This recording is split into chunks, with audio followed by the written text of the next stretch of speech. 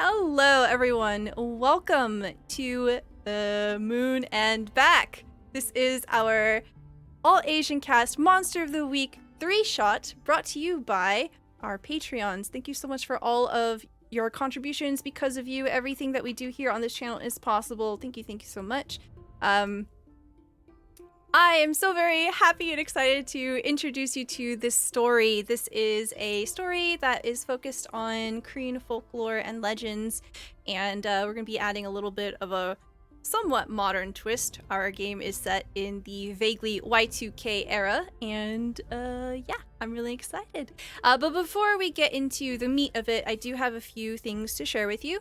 Our show is affiliated with Start Playing Games. If you would like to play tabletop RPGs with your friends or make new friends, Start Playing is a great platform to learn and play systems like Monster of the Week. If you're interested in trying out Start Playing, you can create a new account with our referral link to save yourself $10 off of your first game. All of the commissions that we get from our affiliation here will be given to our players here, equally divided. You can also consider checking out a new event that's coming out, Evil Hat Night with Start Playing. It's going to be Thursday, July 21st. You can check out their Discord for more info. Next, we've got a ton of giveaways going on. Let me tell you a little bit about who we are being sponsored by. Knave of Cups is a Portland-based online shop dedicated to supporting inclusion and creativity in the TTRPG community. They stock independently published TTRPGs and unique handmade objects for adventures. You can find more information at knaveofcups.com. I have 3 mystery gift bags that they have sent to me. Yes. What's inside? Pretty cool stuff. It's a mystery. You smell that? It smells good. No, you just smell that? Smells very sniff? cool. Smells like very cool prizes. Mystery. Smells like mystery and legends and adventure. We'll be drawing one lucky winner today to see who you get to choose. The dinosaur giveaway bag is taken. We have the space giveaway bag and the party giveaway bag. Those are your 2 choices. We are also doing a Twitter giveaway from Pink City. Pink City is an anime and gaming streetwear brand founded by Chinese-Canadian brothers Chris and Mike. You can find more information about them at www.pinkcity.ca. We are also doing game keys for 3 different games: Van Wizards vs. the Mageocracy by John Sick, a story about found family, magic and wonder rebelling against oppressive government forces, and the Mageocracy. It's a diceless gaming system. It is really, really cool. I played it. I played a very fuzzy rainbow minotaur that wears a crop top. That was my character. It was so fun. You should check it out. We also have a key for Navathem's End, which is a fusion of Powered by the Apocalypse and Forged in the Dark, where you, as an agent of the Tower, can investigate strange anomalies and seek out apocalyptic cryptid sightings and provide worldwide panic. Created by Filipino designers Pam and Sin. You can find more information at navathemrpg.com. Okay, we're gonna go ahead and jump right into the meat of it. You can also help out the players at any point. We have some chat interactions.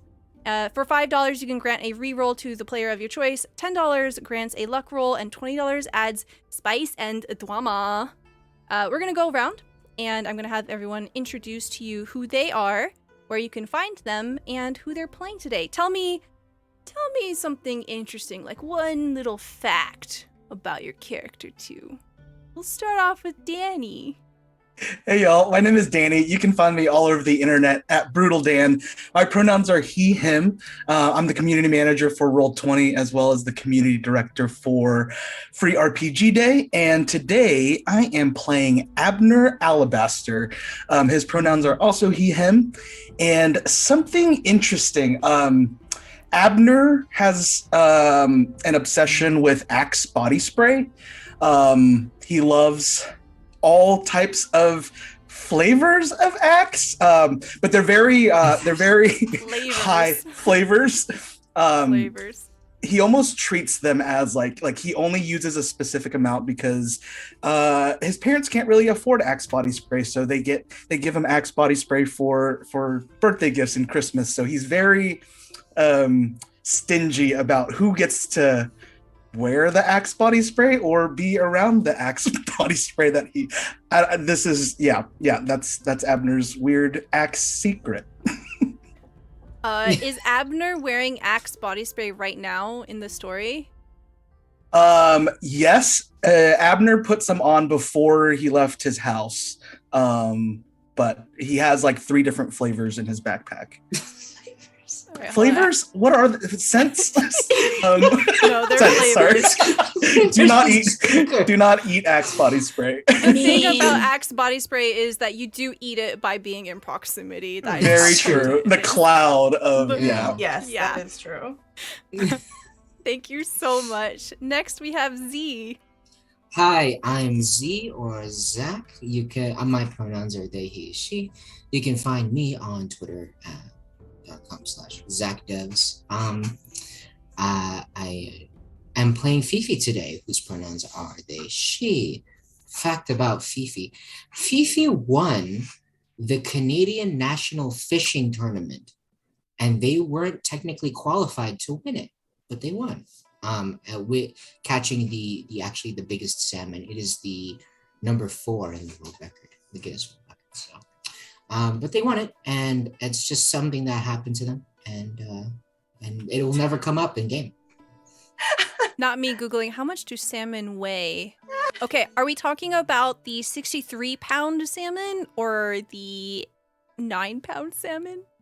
We're talking the big Atlantic, let's call it the 63-pound salmon. I'm going to say Fifi's was 64. Or even bigger, whatever the number 3 is. Because Fifi grabbed that shit on accident, is the winner, got $1 million out of it.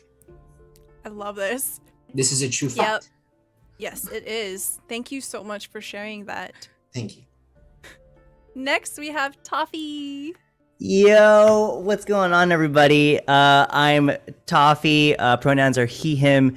I am a actor and streamer and all things tabletop, based out of San Diego. If you want to find me on my socials or on Twitch, my handle is Toffee Plays. And I'm going to be playing Norman. No last name, because I didn't think of one. Norman the Mundane. Pronouns are also he, him. And something interesting about Norman is, he really likes his computers. He actually is responsible for about 90% of the net code for Habbo Hotel. If y'all know what Habbo Hotel is, it was a game that it seems like a fever dream that I played it way back in the day with my sister, but... If y'all know what a Habbo Hotel is, this series is for you. And he didn't get any credit for it because it's like The Social Network all over again. But I don't know. That's all I got, Stella. Move on to the next person. Goodbye. Next, we have Carrie. Hello, I'm Carrie, also known as Miscellanea. You can find me at Miscellanea. It's like miscellanea, but with the Z replacing the S and the C. Great letters to say when you have big teeth in. I'm a hobbyist streamer, hobbyist artist, voice actor training, and that's me. I'll be playing Doc the Monstrous. Pronouns are they, them. And a fun fact about them is they like to sneak into the school library and play muds a lot. Yo, I used to play muds. Wow, I feel seen. Yep. They have a level 556 rogue on Perilous Realms. Oh my god. For context, if you don't know what a mud is, it's a multi-user dungeon, and it's essentially like a text-based MMO where you have like connected chat rooms and you can open door, go left, right? That kind of vibe. Yeah. Online. North, west. Yeah. Yeah. And then attack, slime. Cast. Yeah. Yep. Wow. That's a throwback. There you go. Thank you for that. My brain is happy. Next we have Batty. Hi, I'm Batty. My pronouns are she, her. You can find me on Twitch and Twitter at Bats Pajamas. That's Bats with a Z.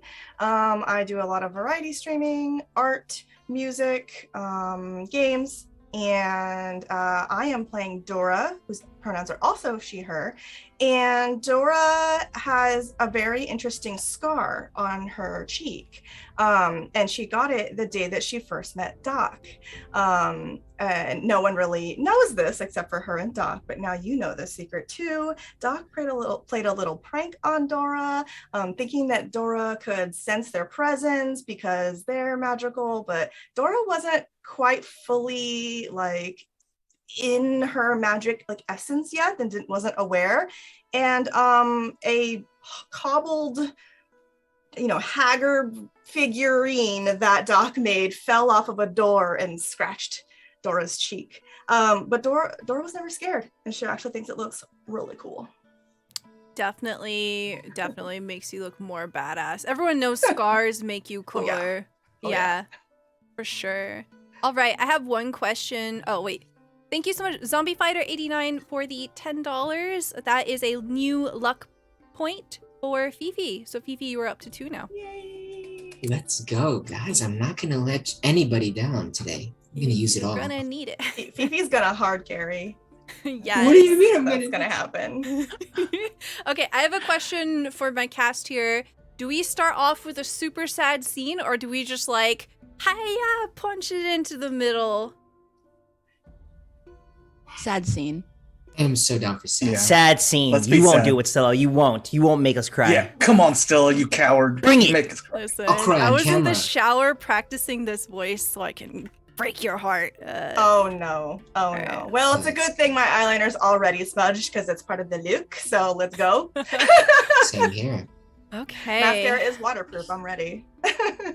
All right, we need to do a little bit of a adjustment here. We're gonna whoosh, change the scene, and I gotta put on the sad song. It's gonna do a lot of heavy lifting here for me. Okay.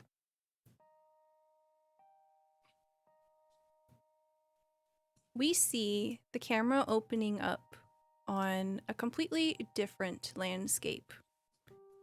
There's a softness in the air as we behold the skyline of Los Angeles. In the distance, we see a cascade of purple and blue as the sun is setting. We see that lights are beginning to spread across like lightning bugs, all in the distance over dark shapes. Very, very far away, looking down on LA, there is a single car. It's a station wagon, one that's been built to hold an entire family. And on the very roof of it is Kim. Kim is currently sitting there, slurping on a Capri Sun. And sitting next to her is Doc. There's been this quiet moment here between the two of you as you are looking over the horizon, the passing day. And you know that there's something heavy on Kim's heart. She has been very quiet the drive up here, and this is a spot that over the last summer that the group of you have come and gone. But tonight it's just the two of you. Kim doesn't say anything as she just slurp, slurp.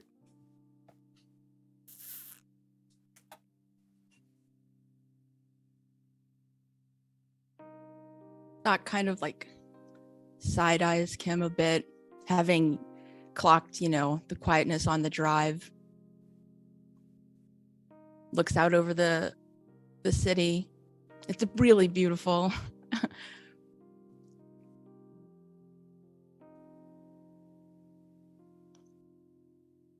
Are you okay, Kim?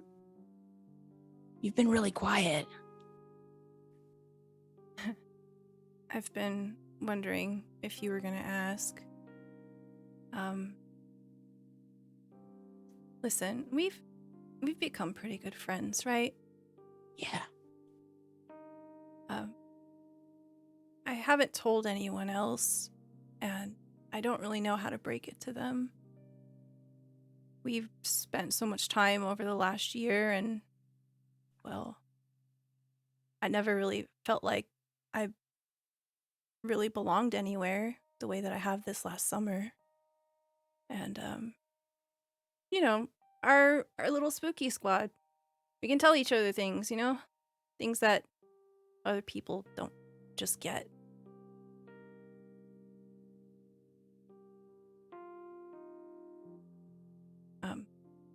We're leaving my family.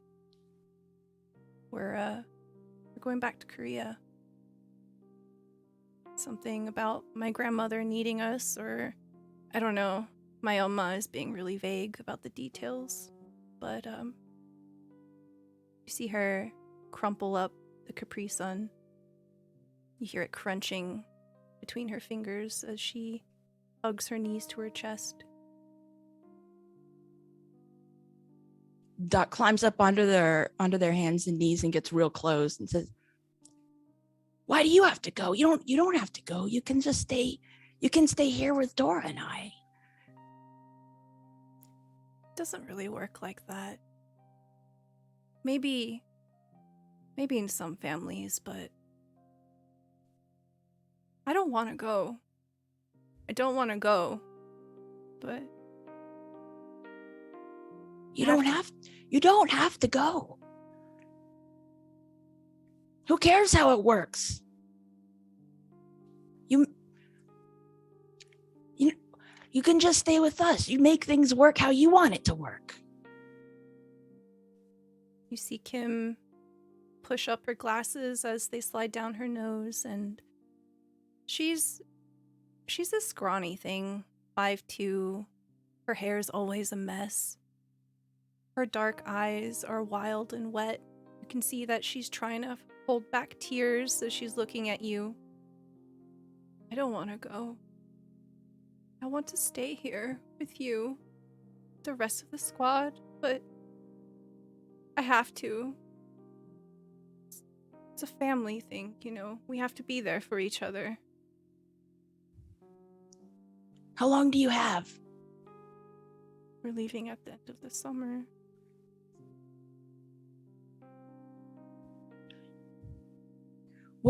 We'll work on it.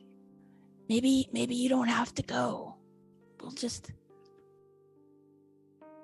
Doc puts their hand on Kim's foot.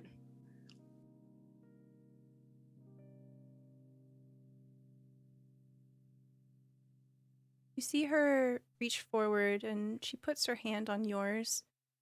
Her hands have this kind of clammy texture to them. They're always kind of wet. And she gives you a gentle squeeze.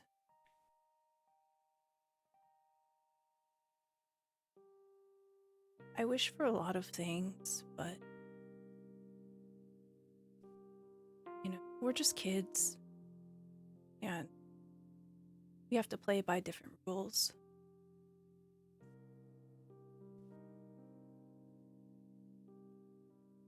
You're gonna take care of her for me, right? I'm gonna take care of both of you. Always. She needs someone to watch her back. You know, she gets kind of spicy and people don't like that.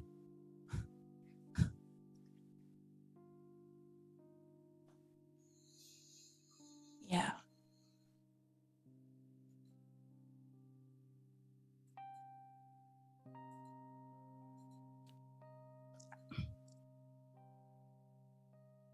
We're gonna figure out a way for you to stay. I'm gonna figure out a way for you to stay.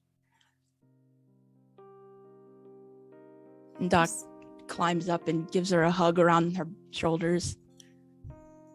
You feel Kim's scrawny arms curl over you and she squeezes you. And she starts crying into the mess of your hoodie. You can feel her shaking in your arms. Thanks, Doc. I'm really glad that you're my friend. Forever. Forever. And we see the scene fade to black. That was over 4 years ago. That was The last time that you saw Kim before the Halloween challenge.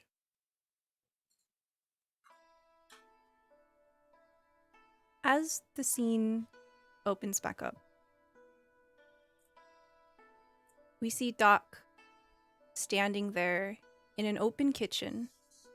Beside you is an enormous table.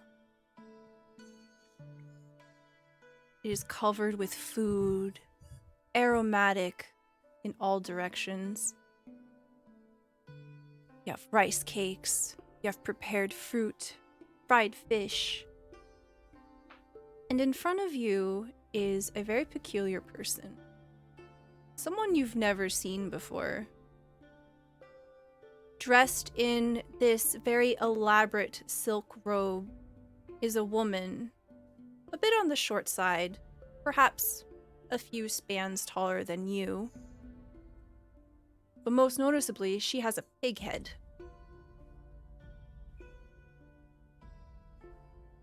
How do you respond?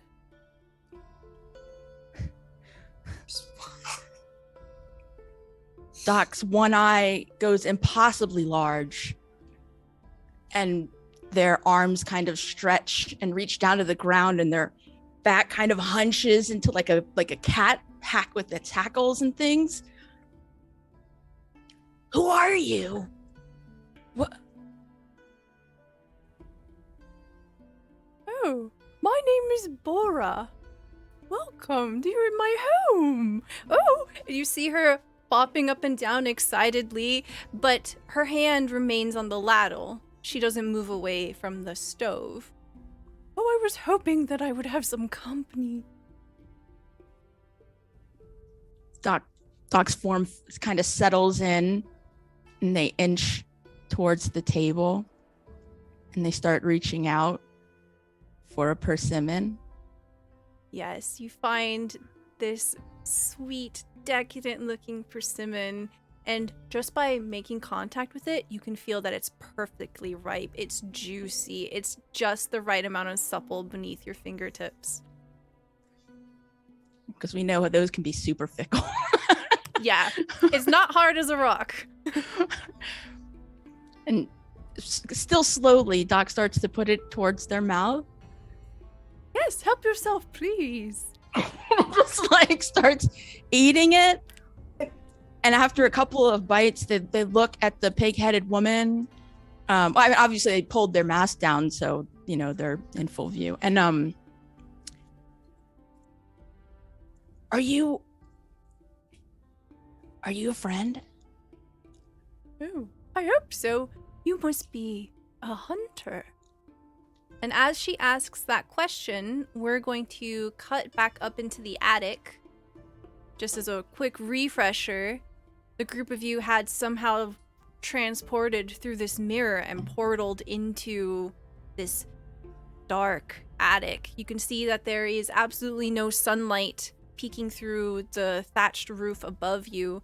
There's sacks of rice completely covering the room. There's a very large, suspicious iron-bound chest behind you that you have opened up to find very many sharp objects in, some of which are of a certain caliber. Abner had just shouted hello, and Doc ran down the stairs. What do you do? I was just wondering if Dora would be able to use her ability to sense like monsters, since that's what Doc is, to kind of like figure out what they're doing, since they ran away from the group. Okay. The ability is tune in, and so you can attune your mind to a monster or minion. I just need to roll weird. Okay. Go ahead and roll me weird. First roll of the night. Let's go.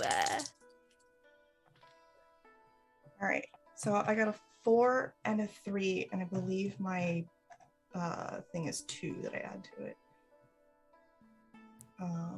Yeah. So that's 9. Okay. On a 9, you hold 1. You can ask one of the following questions. Where is the creature right now? What is it planning to do right now? Who is going to attack next? Who does it regard as the biggest threat? And how do I attract its attention?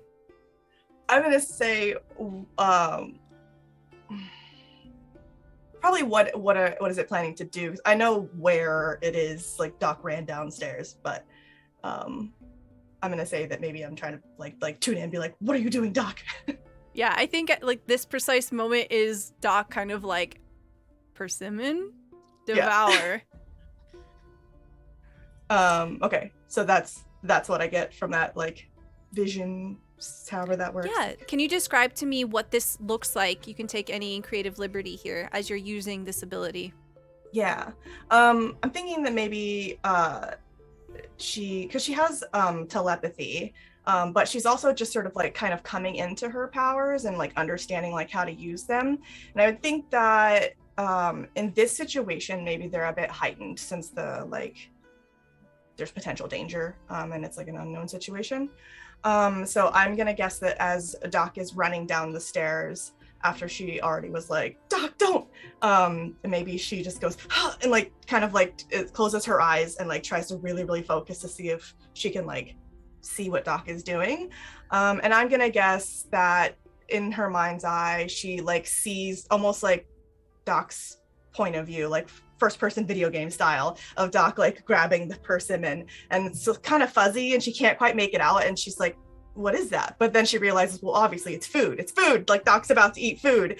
And so when she sees like the persimmon essentially like coming toward her in first person, she just goes, no, and she starts to run in Doc's direction. Okay, while this is all going on, is there anything else anyone wants to do? As Dora was tuning in to her mind, Norman would have liked to walk by her and swipe her camera from her, if possible. And is going to be kind of fumbling with it and kind of cursing underneath his breath. Fuck, shit. And then he's going to start to take a few photos, maybe 2-3 photos, just trying to transport himself back away from wherever he is. He's kind of slapping himself in the face a little bit. Where the hell are we? With every picture that you take, the flash floods the room and you can see dust. You can see that this is a very old building, that there is absolutely no trace of metal except for the chest itself. I'm gonna just slowly return the camera back as Dora finishes up that seance, I guess, and I'm gonna walk back over to the chest and give Fifi and Abner sort of look of like, we're in it now, I guess, and begin to fumble through. And I would like to find the weapons that I started with, but then also I would like to use Norman's ability of oops, and I would like to stumble across something important and useful, although not necessarily related to your immediate problems. I love this so much. The mundane is one of my favorite classes. Okay, so as you're kind of picking through and you see that this chest is full of a great number of weapons, there are various firearms. It kind of shows that this box is very modern in great contrast to the rest of the room. You find a number of different blades and blunt objects. Yeah. You find something in here that you didn't quite expect. You pick it up. It's a really small object, probably only about like 1.5 inches in diameter, and you recognize this immediately. This is the little green pin that Kim would wear on their shirt every day. It's a little alien face.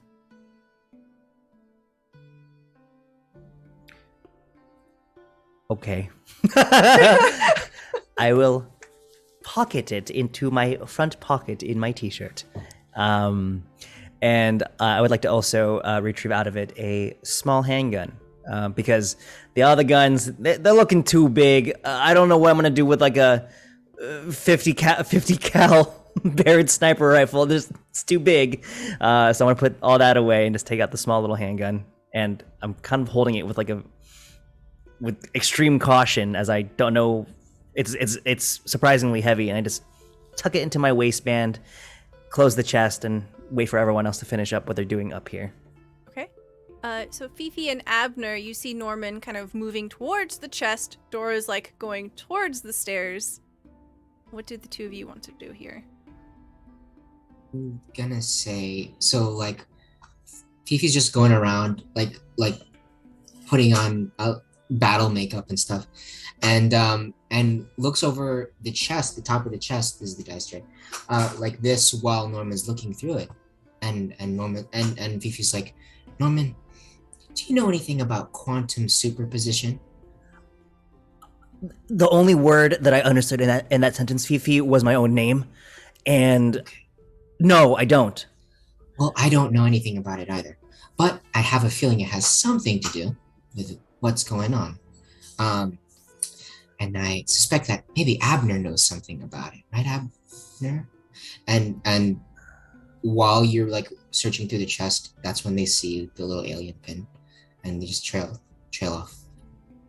I'm gonna let Toffee decide if did you put it away secretly or? Oh, did you? Yeah. I would like to put it away secretly because Okay.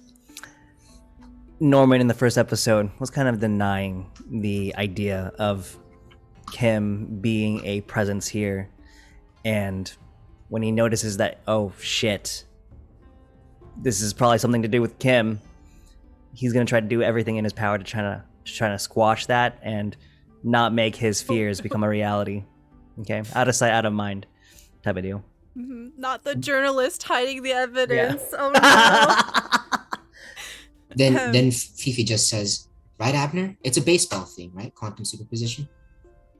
Right when Fifi says right, Abner has his hand on a mace, one of those ball and chain maces, like with two massive spiked metal balls. But right when Abner was about to answer Fifi, he sees Dora like make that move to try to take off and grabs her hand. And I want to use the new move that I just got, Premonition. So right when I make contact with Dora, I'm going to use Premonition. So it says, at the start of each mystery, roll plus weird. On a 10, you get a detailed vision of something that is yet to happen. You take 1 forward to prevent it from coming true. On a 7 to 9, you get a clouded image of something bad that is yet to happen. And on a miss, you get a vision of something bad happening to you, but the keeper gets to hold 3 for some one-on-one penalties. So right now, hand on a mace, grabbing towards Dora's pulling me almost down towards the stairs towards Doc. And 10. That's a 12. 10 plus 2. 12. Very nailed nice. it. Cool. Okay, you get a detailed vision of something bad that is yet to happen. Okay, this is actually really, really cool. All right, hold on. In a violent flash, Abner, it's almost as if something is pulled over your vision. You see something very disturbing all at once.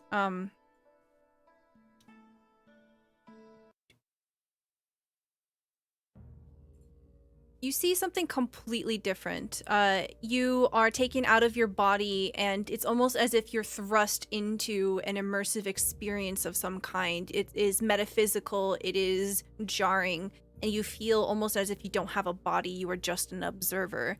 You witness what appears to be an icy wasteland. You can tell that you are up high somewhere, and it is difficult to breathe. The air is very thin here, and snow is coming down in heavy chunks. You witness before you is a large, gnarled tree. It has these vibrant yellow leaves, and it almost seems to snake up towards the sky. In the horizon, you see nothing is taller than where you are right now, so it almost looks as if it's a ladder to heaven. And at the very top, you see, slowly turning to stone, is Kim trying to reach up into the sky, and then she becomes petrified. And then all at once, you snap back. Dora, oh, no, everybody needs to stay together. Please. Fifi, Norman, we'll find Doc. We're not together. Doc is down there. Doc is about to Wait, we have to go. Let's go down together. Well, Norman, then come Fifi, on. And she like yanks his hand. Just yanks- like, I'm imagining maybe she's not as strong as ever. yeah. Fifi's like this over the chest and just reaches down and grabs something and gets a blowpipe. And then just Nice. like runs out. I love it. Okay, so Doc, you take a bite, you destroy this persimmon. It is juicy. It almost seems to explode in your hands. The juices are dribbling down your chin and staining your hoodie. And it is the most delicious piece of fruit you have ever tasted. It tastes fresh off of the branch, and it is the perfect temperature.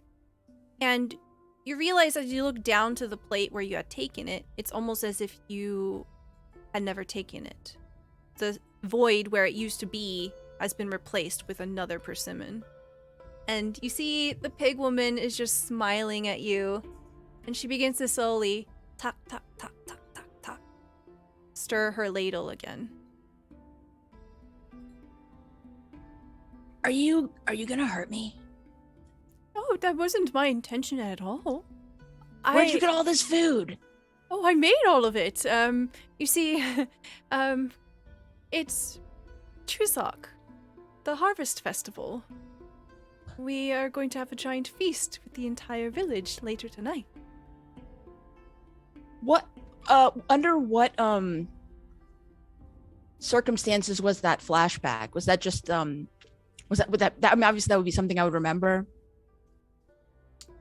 It wasn't like a the flashback of like Kim. Mm-hmm. It's up to you if you want to recall it right now. Okay. Yeah. Okay. Wait. Where are we and why do you have a pig's head? Oh, that's a little rude, but it's okay. I understand. You must be from the other side. My name is Bora. I am a pig person, and you are in Moontown. This is my home. And you must be a hunter. I've met a hunter before, so don't worry, I'm not scared. But we should be friends, I think. Was the hunter's name Kim? I don't know. I didn't really ask for a name. Can I have more food? Yes, please, help yourself. Starts eating. Just eats. Hey! And yells. Hey y'all! It's okay! There's food! And I think that's when everyone joins you. Imagine it's kind of like a big tumble of like Yeah. just Yeah. crashing at the bottom. Oh, I'd like to we're think, friends. I like to think that like Norman comes down, sees the pig person, begins to like almost panic and freak out, and begins to kind of like pull up his shirt to go for the gun, but then like everyone else comes down the stairs, and then like you know pinballs into him, so he just falls onto the floor. Norman, Doc, stop! it's a thing. No. It's a. And at this point, Doc doesn't have their mask on and their hoodie is down. So they're like gray skin and one's like solid black eye is looking out. And Doc, they got you! Oh my god! Norman, stop! Stop! This is Bora.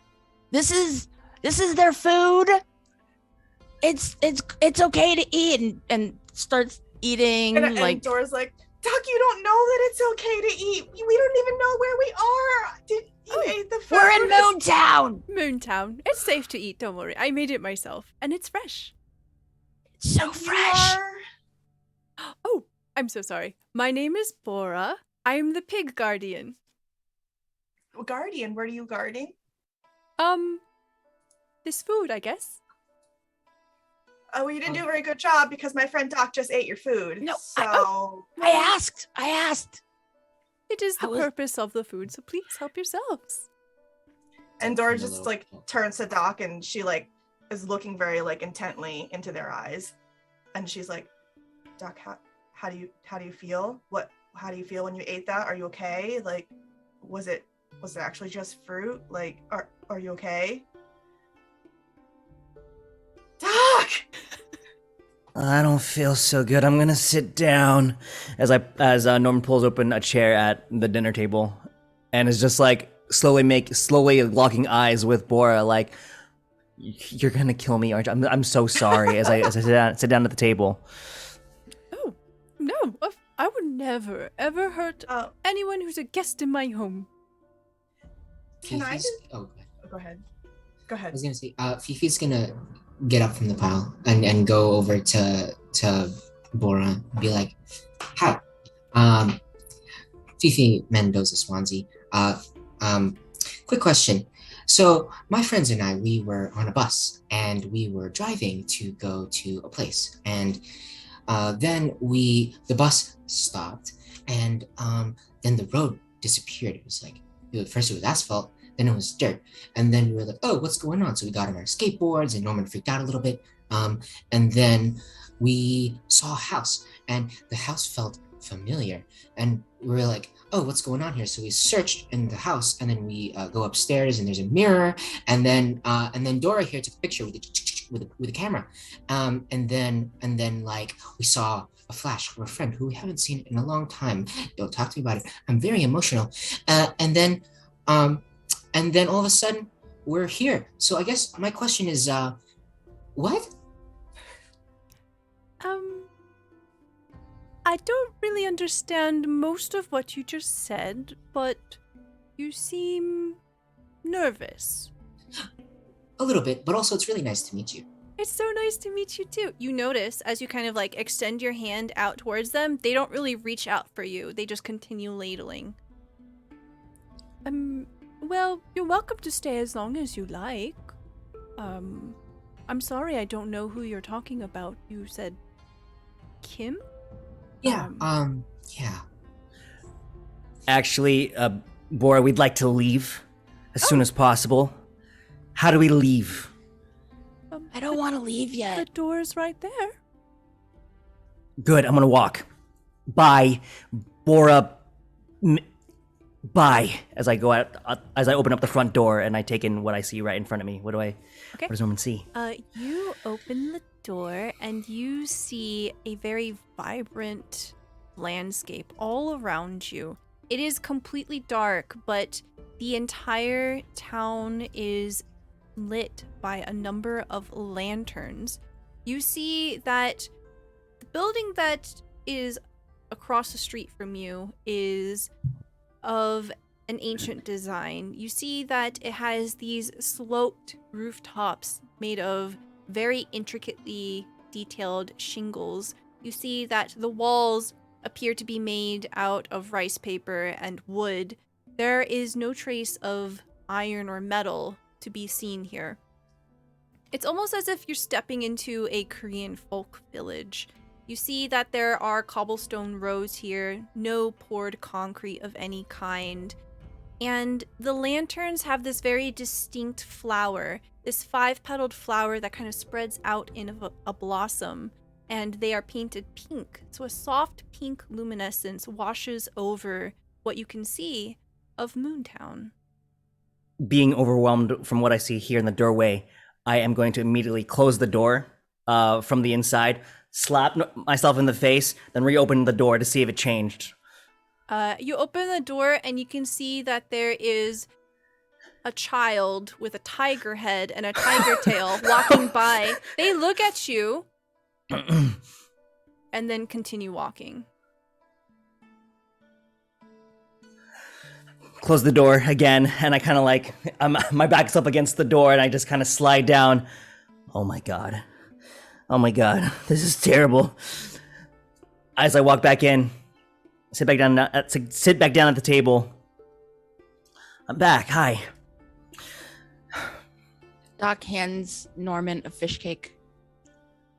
Here you go. You just eat. You'll feel better. Not even looking at it, I just jam it into my mouth and just start to slowly chew as I try to have the rest of the party kind of get any more information as he is trying to come to a stable state here. It's gluten-free. No, I'm not actually allergic. You see, as Norman is doing all of this, Bora is just kind of watching him, and then her head turns over towards the rest of you, and she just smiles. Oh, I was wondering if I could tune in on Bora. Yeah. To learn a little bit more about her. Absolutely. Roll me and so- weird. Yeah. for a moment, Dora like kind of doesn't even realize what she did with, well, at the time she didn't even realize what she did with Doc. And then as she's standing there and like taking in the scene and being like, okay, person with a pig head. Also, I was able to see Doc's like point of view, and I think she caught just a slight glimpse of a tiger child in the corner of her eye, and she's like, okay, things are weird here. And so she starts to think, I wonder if I can tune into Bora. And so she's like trying to like nonchalantly see if she can like do that again. And I rolled a 6. 6. Okay. Unfortunately, a 6 is a fail. You can mark experience. Okay.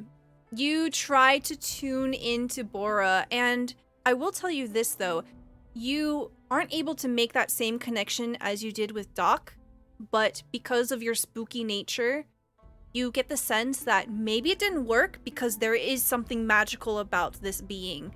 You get the sense that there's a curse on them. And it's acting as a sort of barrier. Maybe physical, maybe metaphysical, you don't know. Interesting. Okay. I think with that, maybe her initial reaction is kind of like annoyed that it didn't work. But then being like, maybe this person is not actually going to harm us. Like maybe we can actually trust them. Like I think she starts to feel a little bit sympathetic. She's still unsure about the food though. Yeah. She sees the fish cake being handed to Norman and she says, "Oh, it's very good with the rice and the kimchi." I look over at Bora, look back down at the food, and I'm not gonna say anything. I'm gonna just slowly start to eat the food. And as I look over to Abner and Fifi and everyone else, can we find out what the hell is going on here, please? Yes. Huh. Okay. Yeah. Abner puffs up his chest and he's like, okay, I think I got this. And he puffs up his chest and he walks over to Bora. He's like, hey, I heard your name was Bora and I want to use easygoing. Okay. That's one of my spooktacular moves. And it says that I have the gift of being friendly and easy to chat to. And I roll plus charm on a 10+. They'll treat me as a trustworthy and friendly acquaintance. 7 to 9, they open up, but still regard me as a stranger. Or 6 or less, they think you're playing them and they don't trust you or your companions. So Okay. All right, roll me charm. let's go. I love that Abner has this. That's a Charm the 9. pants off. It's a 9. Okay. So they'll open up more than usual, but still regard you as a stranger here. You see that she looks at you and she smiles just as warmly as she has with the others. Hello. Yes, I'm Bora. That's my name. Hey, can I maybe help you out with this? And tries to reach towards the ladle to help Bora stir. Okay. You see that she doesn't move her hand. Do you make contact with her? Yeah. Like, oh, can I I can help you. And like Oh. grabs the ladle. Okay, your fingers brush against her skin and you realize that she is ice cold. The second that you make that contact, all of you looking see this like translucent barrier that's form-fitting around her explode. It's almost as if light manifesting and then vanishing. And all of a sudden, she lets go of the ladle, takes a step back, and she looks startled. She looks jarred. She blinks something away. Oh. Oh no. Oh.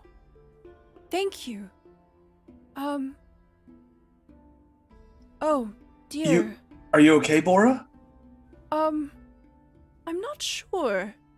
I think something very terrible has happened to Moontown. Right. We should try to find the Tiger Guardian. They'll know what to do. I told you she was nice. Abner, as you have the ladle in your hand, you see that the soup right next to you is this very lovely broth. You see that it is this delectable shade of orange-red. You can tell that it is kimchi jjigae. You see that there are big chunks of potatoes and onion and carrot floating in it, and there seems to be these hocks of ham as well. And I notice these ham chunks? yeah. And she says, "Oh dear.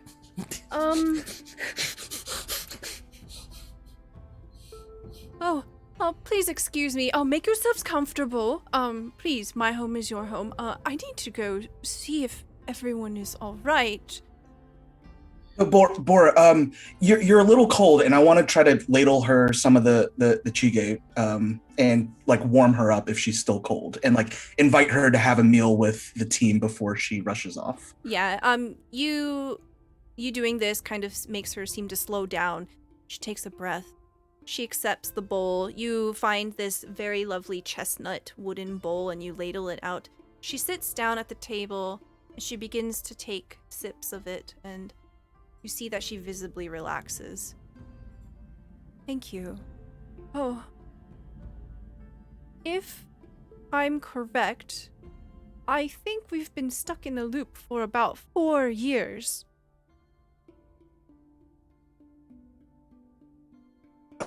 This is our first time here. What happened 4 years ago? That is strange. I remember something. You're not the first ones to go through here. There were other hunters. 4 years ago, they came in. And that's when all of this started. 4 years. And Doc looks around at everybody like, Yeah, As, and Dora's as- picking up on that too, and she's like, kind of got like a little bit of "I told you so" face, but not quite. Like, still trying to figure it out. Yeah. As Norman is like, having some broth and he hears this, he's gonna do a little spit take. You said 4 years ago? I think so.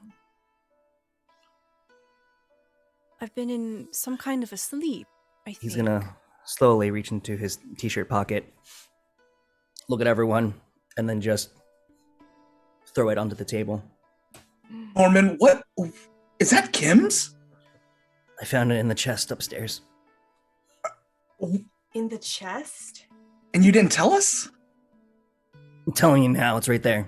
in the chest of grenades? There were more than grenades. I think I saw a rocket launcher in there too. But I don't know.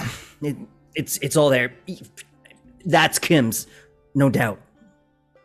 How do we know you didn't find it when we didn't even get here? What if you found it? How am I supposed to believe you right now? Why would I lie? Guys, is this a prank? Like, are you doing this? Are you making fun of me? Hey, Bora, you mind describing? Was it just one person? No. It was a group of 6 people.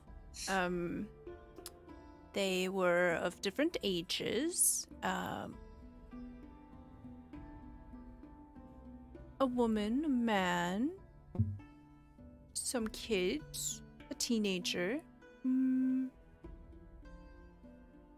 They were dressed kind of similarly to you. That sound like Kim's family to anyone? That could be any family, Dora. Okay, but Norman.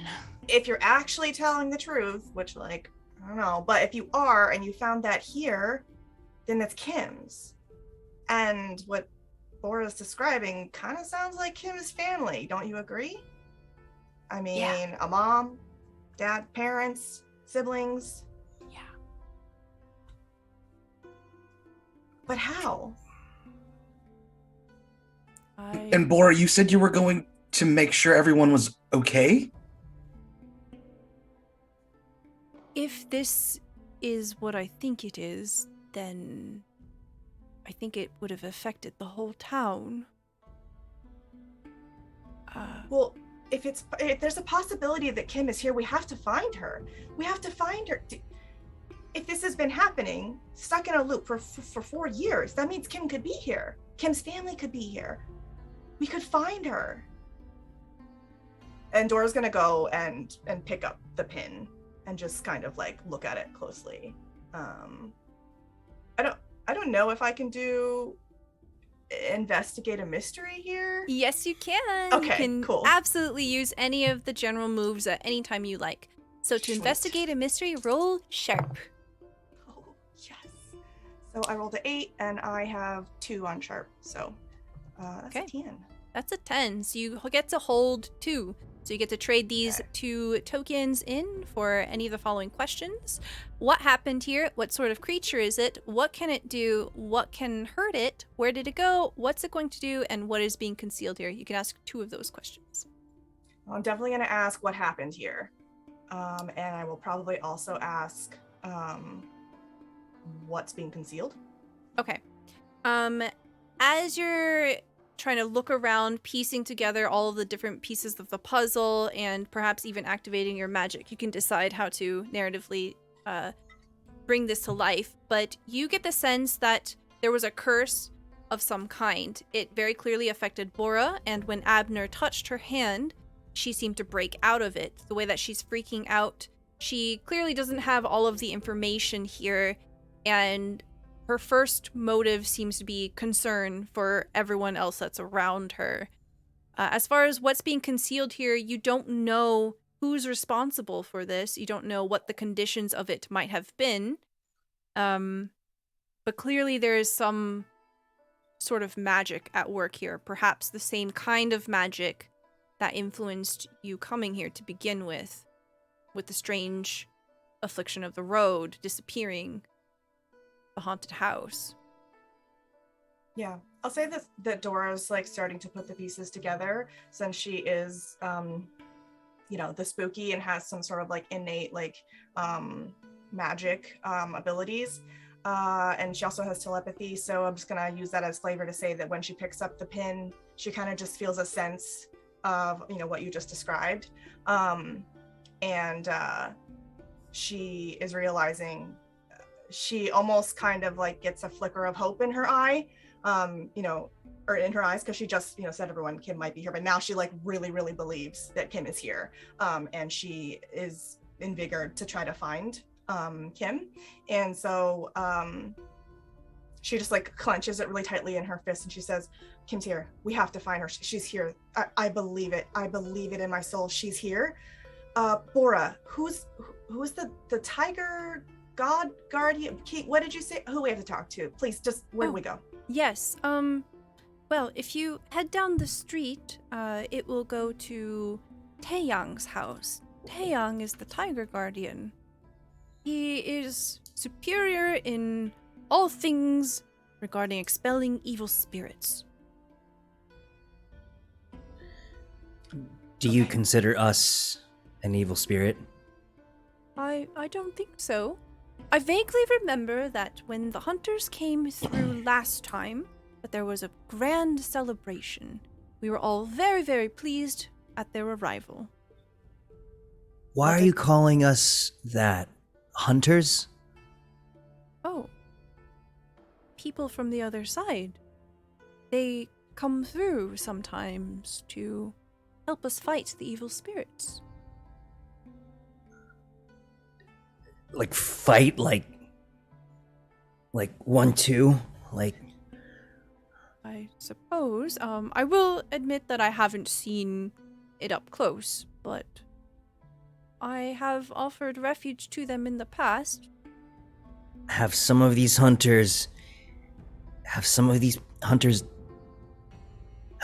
died? Like in the past, I don't know. Oh, I don't really know. You might want to ask Taeyang that. Oh God. Okay. Let's not think about that, Norman. Let's go try to figure out what's going on here. We clearly have no idea. But before you go, you see her kind of hustling over towards a cupboard, and she begins to produce a number of different equivalent of they're like gourds that are hollowed out, and she begins to pour soup into each one of them, and she holds them out to the group and says, "Here, just to keep you warm and fed. Aw. Something strange is going on." You need to keep your strength up. If anything terrifying happens, just run away and come here. We can hide together. Thank you. Dora's gonna take it, and she's definitely feeling a lot more assured now in Bora's presence, and she's just gonna say thank you, Emo, and take it and start to have some. Emo, yes. Before we leave, Abner turns to Fifi and is like, "Hey, Fifi, you okay, buddy? Put your eyes on. Are you okay? You mentioned something about us making fun of you when I was yelling at Norman and calling him a liar. Are you okay?" Yeah, I'm okay. You know I'm here for you if you're not okay, right? Want to get a gourd of soup? Yeah, let's get the gourd and head out. Thank you, Abner. Hey guys, see you later. Doc, we gotta Doc, go. you're- As a you're team. See you later. You're We're coming all with going. us. So I rolled an act under pressure based on my pure drive, and I failed. I missed. Sorry, I missed. You see Bora kind of inching forward. Oh, your bowl is empty. Unacceptable. Kind of, and just pops a whole new fresh bowl of rice right in front of you. Ani 먹어? Doc, you can't just stay here and eat. We've got to figure out what's going on. We've got to find Kim. She's here. And like she takes the little pin and like holds it really close to Doc's face. I have to eat. I can't. Doc, I know that. Have you ever seen food like this? That is always here. And everything's so delicious. Hey, Doc, Doc, finish, yes. finish your bowl. Finish your bowl. And while Doc is doing that, Dora's gonna grab like the nearest like towel or napkin and grab like rice cakes and some other like fish cake and whatever else that could be possibly portable, and like wraps it up into like a little knapsack for Doc. As Dora does this, Norman, finally composed, is going to go ahead and kneel down next to Doc as they are eating. Hi. This is my first time seeing all of this. Oh, yeah, I forgot. It's... You're going to have to tell me what you are at a later time, but were you friends with Kim? Yeah, really. Yeah, we were really good friends. Listen. Dora thinks she might still be here. Stuck. Me too. And if you don't come along, we're all gonna be stuck here. You are not gonna have Pop-Tarts here. You're not gonna have your comfy bed here. All the things you like back in our world, you might not find them here. As Norman would like to manipulate someone and convince Doc to come with. And listen, if you don't come with Doc, we might need you, and if you don't come and something fucks up, it's gonna be all your fault. You know this, right? Dora might die, Fifi might die, Abner might die, hell, I might even die. If you don't come with. And that's just the honest truth. We don't know what's out there. We're hunters, I guess. Oh my god. Okay, roll charm to manipulate someone. Yes. I'm wondering, and I want Toffee to decide how like loud is he speaking to Doc? Because I'm wondering if any of us hear some of those more intense details. Oh, it's for everyone to hear. That's gonna be it's gonna be a 10. So Okay. if they do what you ask, they mark experience and get +1 forward, whatever forward means. So Yes. I wrote this down. Why did I get rid of it? I was like, I don't need this anymore. I'm a professional. I understand. Okay, my understanding is forward is the next roll that you make, you add +1. ongoing means for the remainder of like the scene or whenever it's relevant. Okay. Yeah. So what do you say? You get to make the choice here, Carrie, of if you want to do what they ask, then you do get the experience and the +1 for your next roll.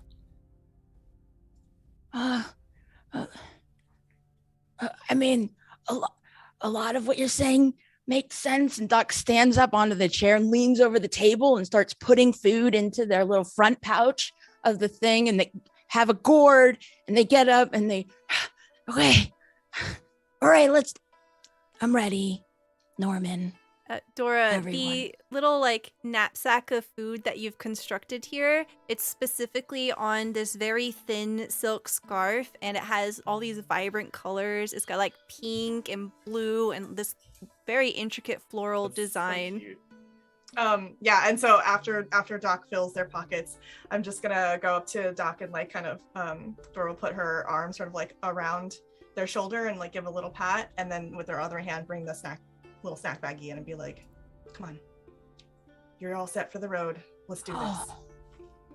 That should be enough, I think. should be, let's go. All right, let's go. Thanks, y'all. Be careful. You see Bora holds the door open for you.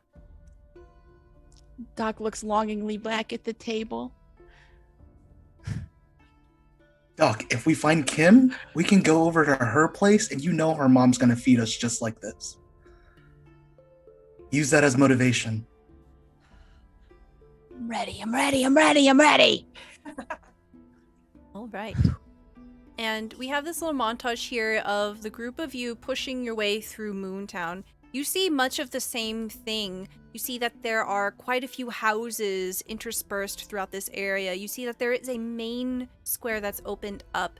There seems to be quite a few paper mache decorations set up throughout the village of what looks like a rabbit hanging among the paper lanterns. You see that there are a great number of people of all kinds. You see that there are fox people, monkey people, tiger people, pig people. They're all wearing their best silks, and they are moving about preparing what appears to be some kind of feast. They look at you as you walk by, but they don't really interact with you unless you speak to them first. They seem to be focused at the task at hand. Much of the same food that was being prepared in Bora's house is available, you can see, along the way. There are very many vendors, there are many cookies made out of sweet potato, all sorts of fun treats. And there are no other humans. We're like the only ones. You're the only humans. Except for Doc, but okay. I, while we're walking, would also like to use my oops move from the mundane playbook. Just like peeking around. Okay. Took my move. I'm sorry. Okay. Yeah, so as the group of you are kind of heading in the direction of where Bora had pointed out, you see that the path is opening up towards a temple.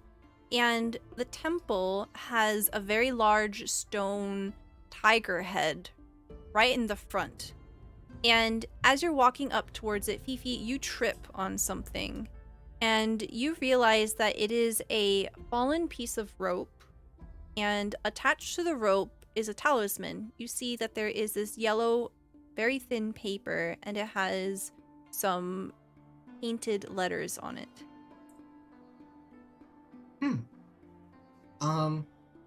Does anyone know what this says? And I hold it up to everybody. I snatch it, try to give it a read. It is basically ancient Chinese. This looks like maybe Cantonese or Mandarin. I don't know if I can't read this. Does anyone here know? That's ancient Chinese. Oh. Do you read it? Yeah. Yes, you That do. That didn't sound very convincing. I love this. Okay, hold on. Yes, and all right, Doc, you look at this, you immediately recognize what this is. Being a tokebi, you come from a realm perhaps somewhat similar to this one. You remember a realm of shadow and mischief, of places between the dark spots. And you remember this exact thing. These are meant to be used to repel evil spirits. Sometimes they work on mischievous spirits, depending on your intention. It's all about the intention. There have probably been times where you were trying to do something, and this kept you out. So you know that this belongs to a mudang, a Korean folk shaman. This is I hate it. And they hold it back out to Norman. This thing will protect you from things. Great. And I take it and I stuff it into my pocket. No, you have to just wear it. Put it on if you're gonna wear it. If Fifi wants you to have it, remember Fifi found it. I did find it. But Fifi also. Guys, if anything, I need the most protection here. Okay, Yeah. you all look like you know what you're doing, but I'm going to Berkeley next year. Okay, I can't fuck this up. Okay, I need all protection I can get. Norman, Roll it's her finders eyes so keepers. hard. Hey, Fifi, can I have this, please? See it again? Fuck. I take it out, put it into their hand. I have a gift for you. Thanks. You're welcome. That was really nice, Fifi. Mm. Also, Fifi, you're really strong, so you should be. Norman should have it. Oh, we want to take care of him. He's going to Berkeley, and it's really important to him. He's been talking about it forever. So I can hear you. Okay, yeah, it's really important to me. I'm going in undeclared, but still, just let me have this. Okay. Are we there yet? As you say that, the group of you approach this temple and you see that there is a tiger person kneeling in front of a Buddhist statue. They seem to be in deep meditation. They do not even twitch at your approach. You see from behind them that they have a long tiger tail and these large tufty ears.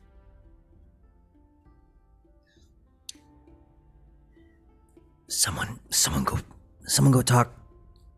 I can't. I don't. They look like they're in the middle of something. I don't know if we should exactly interrupt. Maybe we should join them in their Fifi, meditation. say hi a little bit louder. Hi. My name is Phoebe Mendoza Swansea, and my friends are here. Sorry, am I interrupting? Hello? Hi. You hear a low grumble, almost like a purr. And without even looking at you, the ears not twisting towards you whatsoever, they say, "Make sure you remove your shoes before you enter the temple." Right. Yes, of course. Okay. Okay, well, you heard the tiger, and Dora is just headed toward the temple and starts taking shoes off. Although, for Dora, it's gonna be a minute. Like, literally, she has to sit on the ground and unlace her docks. The docs. The big boots, Not yeah. into a Doc Martin comment, but she's gonna be there for a minute. And Doc takes the shoes off. They're not wearing socks, and they have 4 toes on each foot, like little claws. That's cute. Abner's taking off his chucks, and like almost innately when it comes off, he smells it and like tries to stick it into Norman. Like, oh man, smell this! Just like I swat the Converse out of Abner's hand as I proceed to also take off my own pair of Converse. It's the same color as Abner's.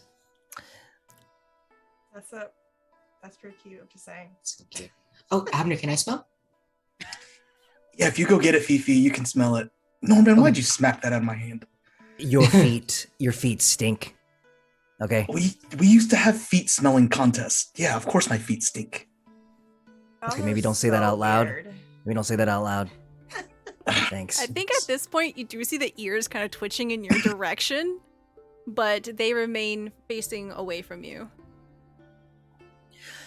Yeah, Fifi runs over, grabs the shoe, just like, umami. And then gives it over to Abner, and then just basically jumps out of the really loose etnies, and then it's like up to the temple. Like trip at some point and like fall out of their shoes. It's a pretty shallow building. Essentially what you see is there's a raised wooden platform and the doors are open. They are these rice paper doors that have been slid open, and literally you can just step right in. The platform itself is probably only about like 8 by 8 feet, so it's a little bit of a smaller room, and you see that just in the smack middle is the tiger person. Before going inside, Doc is going to try to sneakily put everybody's shoes into their backpack. Roll me. Cool. Okay.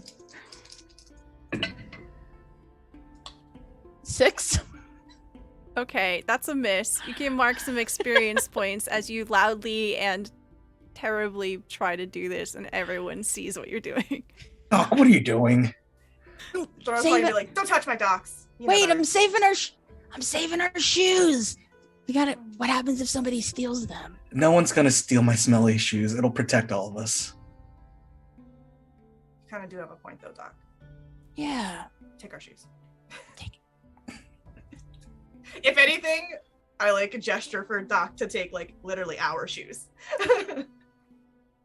I think all this while, you all kind of realize there's something a little strange with the way that the tiger person is holding themselves. Kind of similar to the way that Bora was stuck in place, the tiger person seems to be stuck in place. What are they doing exactly? Just These- sitting there, like meditating, or? If you walk around, you can see that they are just staring forward at the statue. Okay, and they're in like a sitting, kneeling position? They're kneeling with their butt on their heels. Yeah. Doc is going to reach out and touch their shoulder. As you do, you all see this brilliant flash of light, very similar to what was encasing Bora. And Taeyang suddenly stands up and growls. And you see that his claws come out, and he looks down at you, and he says, "Tokebi in my temple." Thank you so much, Ayo, for the $20, the drama and spice for Doc. You see this tiger person just loom over you. As they kind of stand up, they're easily like 6.5, almost 7 feet tall, and they are all muscled. They are just domineering. Their shadow casts all over you. Doc just disappears underneath them. Abner's holding out the gourd of soup. And Doc For- runs and scampers behind Abner. You see the tiger nose just like flaring as they look over to the gourd. It's from Bora. Bora made this for you? No, for you. Yeah, for you. Because Bora told us there was a curse. Bora's in love with you. Norman, quick. Bora Roll- loves you. Special soup delivery. Norman, roll me charm. Could be true. Oh, That's gonna be a 13. Is this a Whoa. romance story all of a sudden? Okay. That's 11 plus 2, so Sheesh. Okay. When the tiger's hot, the tiger's hot. I don't know. You see the ears kind of flatten for a moment, and he just snatches the gourd out of Abner's hand. I do like some kimchi jjigae. You see him rolling his joints. I have been suspended for some time. A I've been curse. suspended too. What foul magic have you been suspended under? Oh, one time there was a school concert, and I thought the piano sounded better. Maybe if it was tuned a little differently, so I tuned it. And then this girl went up and tried to play for Elise, and instead, it was just all G. It was actually just the same note over and over again. So I got suspended for 2 weeks. 2 weeks. That is a long time. You must be very powerful to break out of that spell. Mm-hmm. Well, I have seen this foul magic before. This is the doing of the fox and the monkey guardians. You must come with me, hunters. You see him looking all of you up and down. You have claimed your weapons. We must make to the mountain right away. We have to put our shoes back on. Weapons? Hold on. Did you say weapons? Weapons. And you see he's beginning to already move towards one of the sides of the room. He opens a cabinet and he takes a sword out. You see that is this very intricate flat blade that is encased in this golden and red scabbard. There's a long red string that dangles from the hilt. Oh. We must waste no time. This guy's And- cool as hell. Dora just looks at everyone and she's like, remember when I said we needed to be prepared because things were gonna get shitty? I think we're at that point now. Noted. Pulls out the baseball bat. You Wait, see Dora didn't actually grab any weapons because she was running after Doc, so I've got the switchblade and my bag of forks. you all see the tiger person Taeyong drop down onto all fours and he begins to lurch out of the temple and down the road. I guess we gotta follow him. Doc is going to take on a similar shape to Taeyong and like grow in size and become kind of like a big tiger. Not really a tiger person, but like a Doc tiger sized person, if that makes sense. Doc just grows like almost like 4 feet instantaneously. And then they're going to go over to Dora and like, come on, get on. And Dora's just like, I don't know when you figured out how to do this, but cool, and like climbs on their back. Fifi like looks at Doc doing that and just like looks down at the gourd of soup and is like, like it's like, no, nothing. Okay, I'm just gonna get on top. I'm gonna see if I can fit everybody on my back and then start racing after. I'm gonna and like reaching out for Norman to like swing him up. Yeah, Yeah. what does Abner want to do here? I think Abner is gonna try to just jog beside them. Are they moving pretty fast? Gotta get his cardio in. Yes. Roll me tough. Hold on, Stella. Should we acknowledge this? Yeah, hold on a sec, everyone. Pizza Yeti, thank you for the $100 tip to the cast. I don't know what the fuck to use this for. Like, do we just do ultra drama all the way around? Okay, now that this happens, you have to ship Bora and the Tiger Guardian. Like, it has to happen. All right. Yeah. All of a I was sudden, like on it. Taeyong rips off his shirt. Oh my god, he's got a 10-pack. What the fuck? Oh my You god. know, he is extra fuzzy, you know? Bora's name is tattooed onto the fur. How long has that been there? You don't know. This is an ancient story of a different fantasy land. I'm gonna pee myself. Sorry, is there anything anyone wants to do before we change the scene here? Basically, we're just like, hey, yeah. Oh, what was your strength roll? Tough roll. It's a 8. Okay. With an 8, that is a partial success. So yes, you're able to keep up. You're not winning though, and you are going to be exhausted. I want to try to show off for Taeyong. Ooh. Okay. All of a sudden, Taeyong is really interested in everyone. He looks at you and he goes, "Rawr." Yeah, it's just a casual jog, and just Abner is just pouring sweat. Awesome. Norman, was there anything that you wanted to do? Oh, no. Sorry. Mm-mm. You're good. I'm Are you good, thinking I'm about sexy tiger? Maybe. I'm gonna just let it just, I just join the rest of the group and follow along. It's Excellent. kind of I would like to think that Norman kind of trails in the back and just is taking everything in and is, just can't believe what's happening. Been a crazy 24 hours. Yeah, this is wild. So as everyone kind of begins to trail after Taeyong, and we see their silhouettes as they're ripping through the heart of Moontown, beginning to approach the outskirts. This is where we're going to take our first break. Thank you so much, everyone, for being here. I'm going to think of something really cool. Thank you, Pizza Yeti, for that. And we're going to make some more drama for Doc here in a minute. Be back in 5 minutes. Please grab a drink, do a little stretch, and we'll be back here in just a minute. Bye. So as everyone is sprinting after Taeyong, riding on the back of Doc here, we see the outskirts of the village. You see that Moontown seems to be surrounded by a woodland. And as we are kind of moving further and further out, you break through the tree line and you immediately see a large field all around you. It opens up into a plain of tall grass.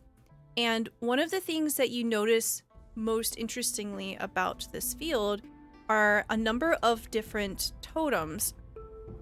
These large wooden totems seem to have been carved by an expert hand.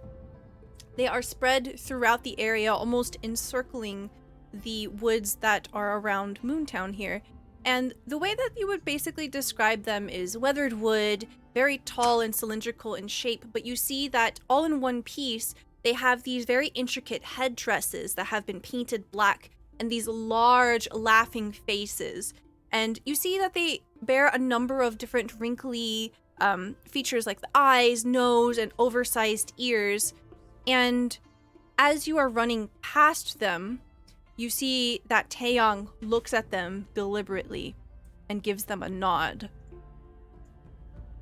He passes the threshold beyond them, and when you join, it's a very different experience. The moment that you step beyond the line of the Changsong, the village guardians, you find the air is oppressive. There is an eternal darkness all around you. You are no longer bathing in the light of the lanterns. What a weird song. What the? Hold on. I was vibing. I was vibing. Sorry. I was gonna say very positive and heroic. I feel good about this. No, wrong. So you see that there's not a single pinpoint of light all around you. You begin to lose Taeyong as they break forward. Doc, I'm gonna go ahead and say that you have like some kind of night vision and you're able to like kind of barrel through and keep up. Abner, you're finding it difficult to track where Taeyong is going, and anyone that's hanging off of you, they can't see shit. I think after I lose vision of Taeyong, I asked Doc if I can just climb on them. Well, Doc doesn't stop. Doc their hand distends into something very large, grabs Abner, and sets him on their back. And at that point, they reach out to try to grab Norman as well. Oh goodness, I take Doc's hand, I guess. I take it. Woo! Yeah. Like, what are you? Who know? I'm running out of breath. Oh! It is terrifying. You feel the wind whipping at you, and it feels like a cool summer breeze, but there is a staleness to the air. You can tell there's something wrong. The hairs on the back of your neck are rising, and all of a sudden, you see that Taeyong comes to a stop. As you are cresting over this hill, you see the moon.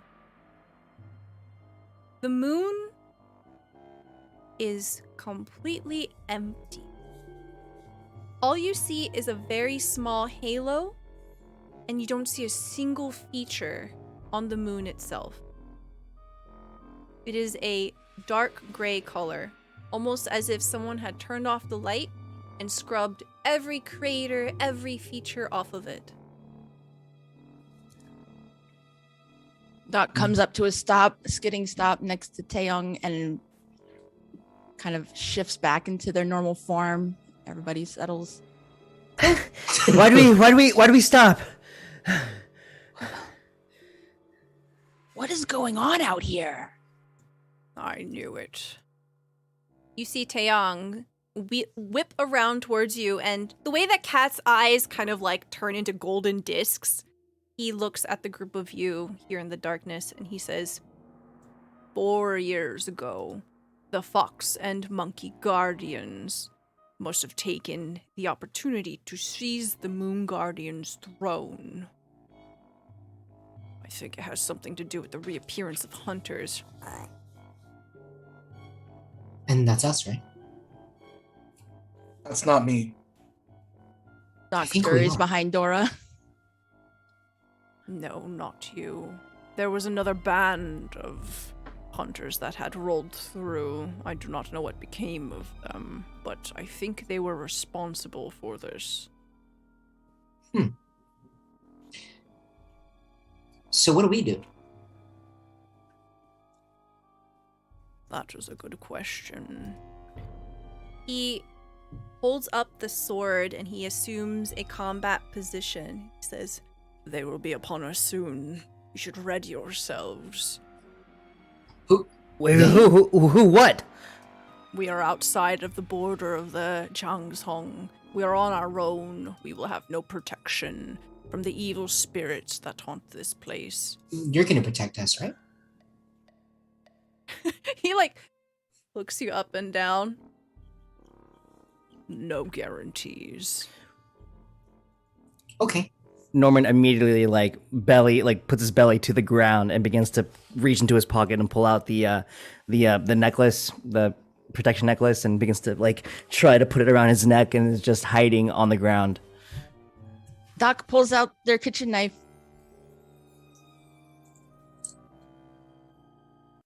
All right. Oh. I think Abner tries to comfort Norman at this point, or at least gets down on the ground and it's like, "What are you doing down here?"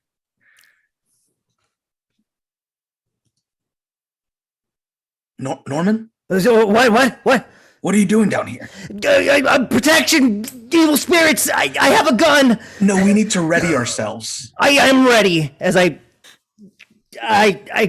You're on the ground. Stand up. We got this together. Get me up then. I got bad knees. Abner just hoists Norman up. And I pull out the small little pistol that I pulled out of the chest. I don't even know how to use this thing, man. It's all right. Just pretend like you know how to use it. As soon as Abner gets you onto your feet, you see shapes moving forward. Come on. You see these dark, hulking figures. They might have been humanoid at some point. Kind of similar to how you had seen Taeyang's eyes glowing in the dark. It's almost the only way to tell how many of them are around you.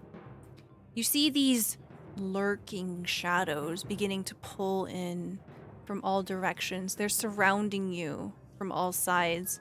There appears to be 5 of them. And Taeyang points his sword towards one. He growls and he jumps forward and he tries to slash it. What do you want to do? We'll start with Norman, because you have the gun in your hand. My Norman's hand is trembling in this moment here. As about how far away are they from us? It's really hard to tell how tall they are. Yeah. Maybe you guess 30 feet? Would you say they're in a semicircle in front of us, or are they kind of surrounding us on all sides? All sides. Okay. Norman is his hand's gonna tremble on the gun. He's gonna drop it, and he's gonna go ahead and use panic button. So he's gonna try to escape right now. As he's like, I gotta go. As he goes ahead and tries to escape with panic button. So I'm gonna try to go back the way we came. Okay. And just try to create some distance here. So I roll plus sharp. That is a 9. I can go or I can stay, but if you go, it'll cost you. You leave something behind or something comes with you. You know what? I kind of like the spice. I'm going to try to go. Okay. Yeah. You all see Norman book it, going back the direction you had come. Norman, you're running through the dark. You just literally turn around 180 and you run straight, or as straight as you can imagine. You immediately lose sight of all of your companions, and you can hear your heart thumping in your ears. It sounds like something is chasing you. Oh, fuck, no! Okay. Who wants to go next? I'll go next. Okay. Said about 30 feet away. Yeah. Doc looks to where Taeyong went. Looks, and Doc is behind Batty. Doc is going to leave Batty between themselves and Taeyong and go the other way and run at one of these glowing eyes and try to jump on them and like bite into their face. Okay. Sounds like you want Like to... just drops the knife. Like it was just there for like it means nothing. Sounds like you want to try to kick some ass here. Yeah, I'm gonna kick some ass. Okay, go ahead and roll tough, please.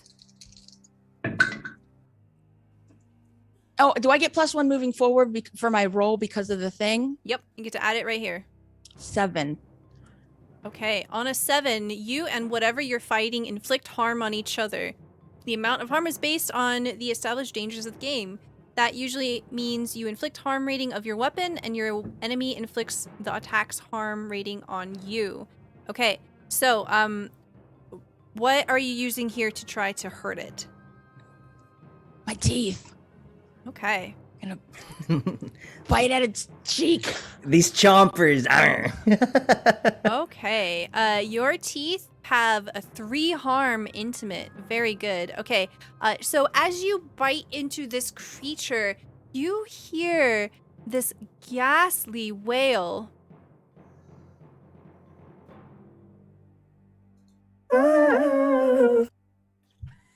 And it's piercing. It echoes all throughout the area, and you feel the chill just wash over you. I really hope that went through on stream, and I didn't just like, because I just went, oh.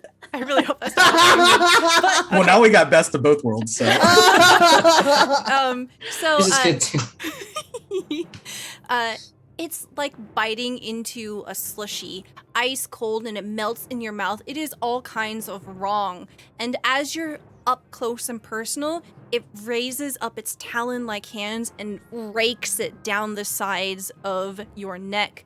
You take 2 harm, and it takes 3 harm. You see that as soon as it does so, it begins to melt into the ground. It seems to be defeated. So you've taken this down, but you've also received quite a bit of damage here. Let's mark your harm here. 1, 2. As it melts into the ground, Doc lands on all fours and immediately looks to check on Dora. Okay. Yeah. As you're kind of wheeling around towards Dora, what do you want to do here? Because all of this is kind of happening at the same time. Yeah, I was gonna say that Dora noticed that Norman booked it and wants to try and jinx any monsters that might be going after Norman. And so to do that, I roll for weird and get 7 + 2, so that's a 9. Okay. So partial success. Okay. So let's see what your move does here. When you jinx it, okay, you get to hold 2 here. You can spend 1 for 1 to interfere with a hunter, giving them -1 forward. You can help a hunter, giving them +1 forward. Interfere with a monster, inflict 1 harm on the target. The target finds something you left for them, or the target loses something that you will soon find. Okay, so I get 2 holds? Yeah, so you get to choose 2 of these. Okay, then I will give a forward to Norman. Okay. By interfering with their enemy. And then I will inflict a harm on that target of course I don't know what it is. So Mhm. that mysterious monster that's chasing after her. Yeah. So as you push your magic towards whatever's chasing Norman, you just hear another wail behind you. And you can hear it stumble. It seems to drop down. So you are given an advantage here as it takes damage from Dora's magic. So Doc, you see Dora looking towards the direction that Norman had gone. Nice. Is there anything you want to do here? Yes. There are more shadows around us. Yes. So there are 3 shadows remaining. One has peeled off and is chasing Norman. Okay. Toffee, would Norman have dropped CDs?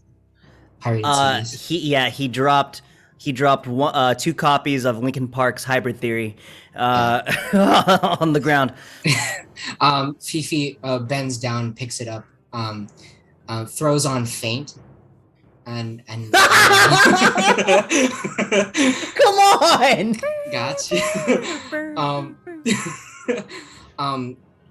Kisses some googly eyes and sticks him on the bat and says, "Let's go, Frederick." And I'm gonna go kick some ass. Yeah, baby. Okay, kick some ass. Roll tough. I'm gonna use one of my donor rerolls. Okay, yes, that is what they are for. Very good. It's literally worse. That's a 2. Oh, no. You do have 2 extra luck points. You have an extra reroll. Oh, that's true. You know what? Yeah, I'm gonna use one of the luck points, which supposedly brings back somebody from my past. Okay, so you spend your luck point. It will give you an automatic success here at a 12. So describe to me what this looks like as you clobber into this. Your bat has a harm of 1. So we're gonna say that it basically breaks the shadow into 2, but it seems to be damaged. Yeah. Fifi definitely swings too early, but the momentum like swings them like fully 360 around, and they clock the thing and cleave it, just, and then totally bust their ass. Yes. Oh my god, I really wish that I could just open Spotify, play Linkin Park right now. No such thing as DMCA. Okay, great. You see that it turns its massive head towards you and it locks eyes. It did not like that at all. Oh. Okay, very good. Next we have Abner. Yeah, at this moment where it locks eyes with Fifi, Abner is already running up with the big mace that he took from the attic and is just swinging it to try to knock out this shadow person thing. Sounds like you want to kick some ass. Some booty! Please roll top.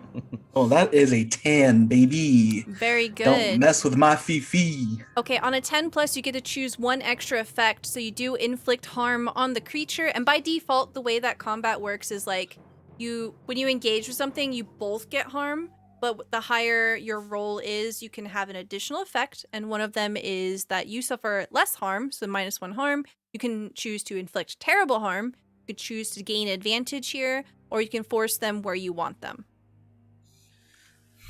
Ooh, I think I want to inflict terrible harm on this thing that is trying to hurt Fifi. Okay, excellent. It won't be ignored. All right. Okay, so that's going to be 3 harm. Excellent. So the same thing happens. You bring this very clunky, very archaic weapon. I don't know how you make it work, but it's a very cinematic shot here. You're just like whap whap, just like I actually think it's almost out of it. It's almost a he runs and then he pivots on one foot and almost does like a shot putter throw and like shot puts this whole weapon just at this thing's head. Yeah, you see the head just break in half, just ripped apart, and as it begins to die, it rakes its claws over your chest. You take 3 harm. It's very bad. You start to bleed profusely. Wait, I take 3 harm? Yeah. Ow! Ow! Yeah, that's a lot of damage. You're starting to feel kind of woozy. Bro, He was definitely like watching, but then just like. You see that these are very, very dangerous creatures. Okay. Great. So Norman, we'll start back up with you. You see that you have heard it stumble behind you. You are running. What would you like to do now? Continue. Did I hear Abner's scream of pain as I was running? Absolutely. All noise in this area is carrying over an empty field. Yeah, like the camera just kind of like tracing like Norman as he's running, and he hears the scream, and then he like pauses, like sweat running down his forehead, and he looks back, and he notices the creature on the ground, and he's gonna pull out that jade knife, and he's going to tighten his grip around the pommel, and he's gonna go ahead and jump on top of the creature and try to stab it and kick some ass. Kick some ass, baby. Wow. Mysterious jade knife from your parents' basement. What does it mean? It's gonna be an 8. Okay, with And an 8. yes, I will take it. I was planning on using a luck, but I kind of want to take some damage here. Okay, you also take 3 harm. This is grievous damage here. You bring the knife down on it, and you see something very interesting happen. You see, almost as if green light begins to explode from the point of contact, and the creature begins to shrivel underneath you, almost as if imploding, and it goes... That is like a Minecraft sound, dude. That's like I got like gassed. And the shadows just whoosh, almost as if just made out of smoke. It just vanishes underneath you. Yeah. It just to like I just stab it and then it does that. What damage did it inflict on me, like visually? So it will say that it scratches down your arm, so it shreds any jacket or shirt that you're wearing, and you're bleeding really bad. It's like the equivalent of getting like, scratched by a bear or something. It's bad. Totally. Yeah. Is there anything else I can do, or can I make any more movement back towards the group? Or you can start to head back that way. Yeah. Yeah.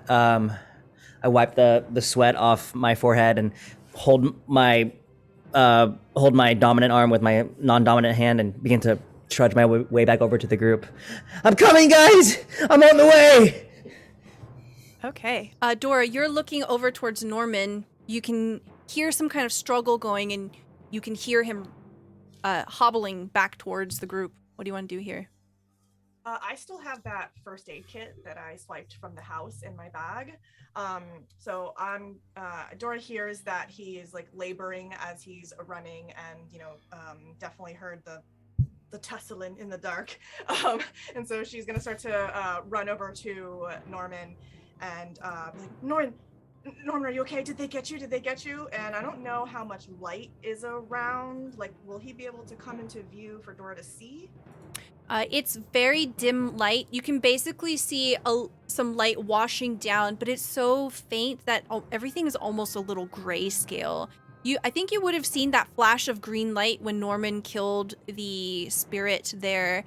But right now you see sweat on his brow and then like his shoulders, but nothing much more than that. Okay. I think basically she'll probably see that, like, he's kind of, his stuff is shredded, so clearly he got, he had a contact with the monster. And she'll be pulling out the bandages and being like, here, let me get that for you so you don't bleed all over the place. And she's also gonna be like, also, what was that? Big flash of what was that? I kicked some ass. I don't know. Dora, go ahead and roll me to protect someone here. Okay. we'll see what you get out of this. Ooh. I rolled a 4, and then what do I add? Tough. Tough. It's a 4. Okay, with a 4, that's going to be a fail. You apply these bandages, so make sure you mark experience. You apply these bandages, and you can see that he's just like kind of bleeding through them. It does apply pressure, so it is kind of helping, but you know, it's not like World of Warcraft casting a healing spell. Norman is still very fucked up. We tried. Did try. Okay, Doc. Are any of the shadowy creatures like making their way towards my friends? Yeah, you see that one is basically locked in with Fifi, and there's also another one in with Taeyang. Doc is going to sprint over to the one locked with Fifi and leap at it and like try to like bite it in its side, in its ribs. I don't know what the It's kind of like a shambling moundish kind of creature. It doesn't really have a neck, so it's like all side. rib. It's like head and rib. Yeah. Okay. Yeah, I'm just gonna run over and with the intent of using their momentum to like sink their teeth into this creature and just like slide along to rip it open. I'm gonna kick some ass. Kick some ass, baby. Roll me some tough, please. That's a 6. Okay, a 6 is a fail, so please mark experience. You try to connect with this creature, and instead it wheels around and it catches you. I'm gonna say that it more or less grabs you by the throat, and you can feel its icy fingers pushing in. You are in a very bad spot here. Fifi, what would you like to do? You see that Doc is basically like held in place by this creature. Fifi's kind of starting to lose it. Like, already saw Abner getting caught across the chest, and is like, oh fuck. And then I'm gonna go for, when I examine this thing, I only see shadow and eyes. Mm-hmm. That's all. Okay. Shit. Yeah. Fifi's just gonna kick some more ass. Let's see how that goes. Okay. That goes very well. I've heard. Yes. Roll tough, please. Roll tough. Here we go. It's a +0. To 7. Okay, a 7 is great. You do inflict harm, but it also inflicts harm on you. So, tell me what you do here as Doc is stuck, and you're drawing the attention on you, and you will take this attack instead. So like Fifi's already like walked over to Abner at this point and is like, oh my god, Abner, and then like sees it grab Doc and just like, hey, fuck you, and just like runs and picks up the bat that they already dropped and just like gets it, and then and tries to like crack it on the leg. Okay, yeah, you hear or this... on the arm to see if maybe we can drop it you down. crack it right on the arm that is holding Doc, and the other hand comes up and it slaps you. Your headband goes flying into the darkness. You smell blood as it catches you across the face. You take 3 harm here. And Doc, you see that this slap hits Fifi so hard that Fifi falls down into the grass here. It is still standing, but it looks very fucked up. Abner. Oof, okay. So when Abner got slashed across the chest, he fell backwards and everything in his backpack just kind of spilt out. And you see a crystal ball with a pack of incense roll out, and I want to cast Magic and Illusions. And pretty much it says when you cast, I can cast confounding spells, and I'm going to try to weave an illusion. And this is something that his family has done before, and it's something that he's tried to hide, and it's something he's kept with him, but it's almost a baseball-sized fortune-telling ball, and he's going to almost set up something that he's trying to pull from his memory that he's seen his mom do, and like set up the incense around and try to cast this illusion real quick. Yes. Oh, yes, that's a 11. Okay. Nice. On a 10 plus, everyone is fooled. They are either led in a direction of your choice, or you and those you choose escape undetected. What do you want to do here as your illusion pops off? So I'm imagining that Abner just kind of, he usually has this like bravado posture, and you just kind of see him crumple down almost to like how we saw Taeyong praying earlier, and you see him set up this crystal ball with the incense, 5 incense that go around it. And what the illusion, I imagine, looks like, he kind of lights up a match for each of the incense, and as they burn, the illusion goes into the crystal ball, and then almost you can kind of see it come outward. And I almost want to make an illusion of each of us as these things are trying to attack us, and almost make a doppelganger of us to like lead them away from here. Okay, yeah. So they chase the doppelgangers instead of us. Yeah, absolutely. As you all behold this brilliant show of light from Abner's spell, the shadow creatures immediately snap onto them, almost magnetic. And you can see that these glowing doppelgangers of you are kind of being distorted at the edges. It's almost as if these shadows are trying to suck the light out of these illusions. And as the group of you begin to run, the shadows pursue them. And this is where we will disengage from the combat. Nice. You are all mostly bleeding profusely. You see Taeyong just jabs his sword into the shadow that he's fighting. He pulls it out. He snarls, looking at the group of you. I smell blood. Are you wounded? Yes, a lot, much so. Yes, call an ambulance. What is that? Oh no, they don't have ambulances. They don't have hospitals here. As I shimmy off my jacket to expose the fresh cuts. And Dora's gonna turn to Taeyong and be like, they're bleeding really bad. I've got these bandages, but it's not enough. Can you do anything to help my friends? I do not wield any power to do anything about this. However, if we make it to the temple, then perhaps we might find something of use there. A sorcerer or a shaman might be available. Come, we must be swift. The shadows will return. Dig deep. Fifi's hair is just like fully over their face, and they're just weeping right now. Doc is gonna notice that Fifi's headband is missing and is gonna go look for it, since they can see a bit better than everyone else. Yeah, go ahead and roll me sharp here. We'll give you That is advantage. an 11. Oh, well, let me roll again to see if I get a 12. It's an 11. okay, yeah. You're able to find it no problem here in the darkness.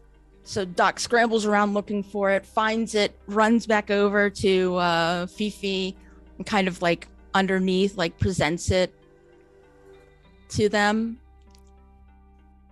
I found it. Are you okay? Fifi puts it on.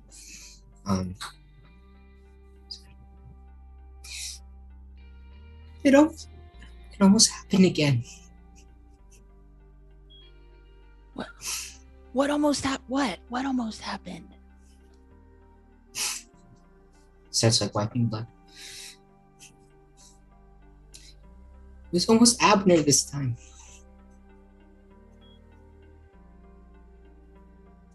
I almost got him killed. Abner. The camera pans over to Abner, and he's still in a prayer position on his knees, just hands around the crystal ball, just hardly moving. come on, let's go check on Fifi. Let's check on Abner. Come on. And they try to take Fifi's hands, and Fifi goes.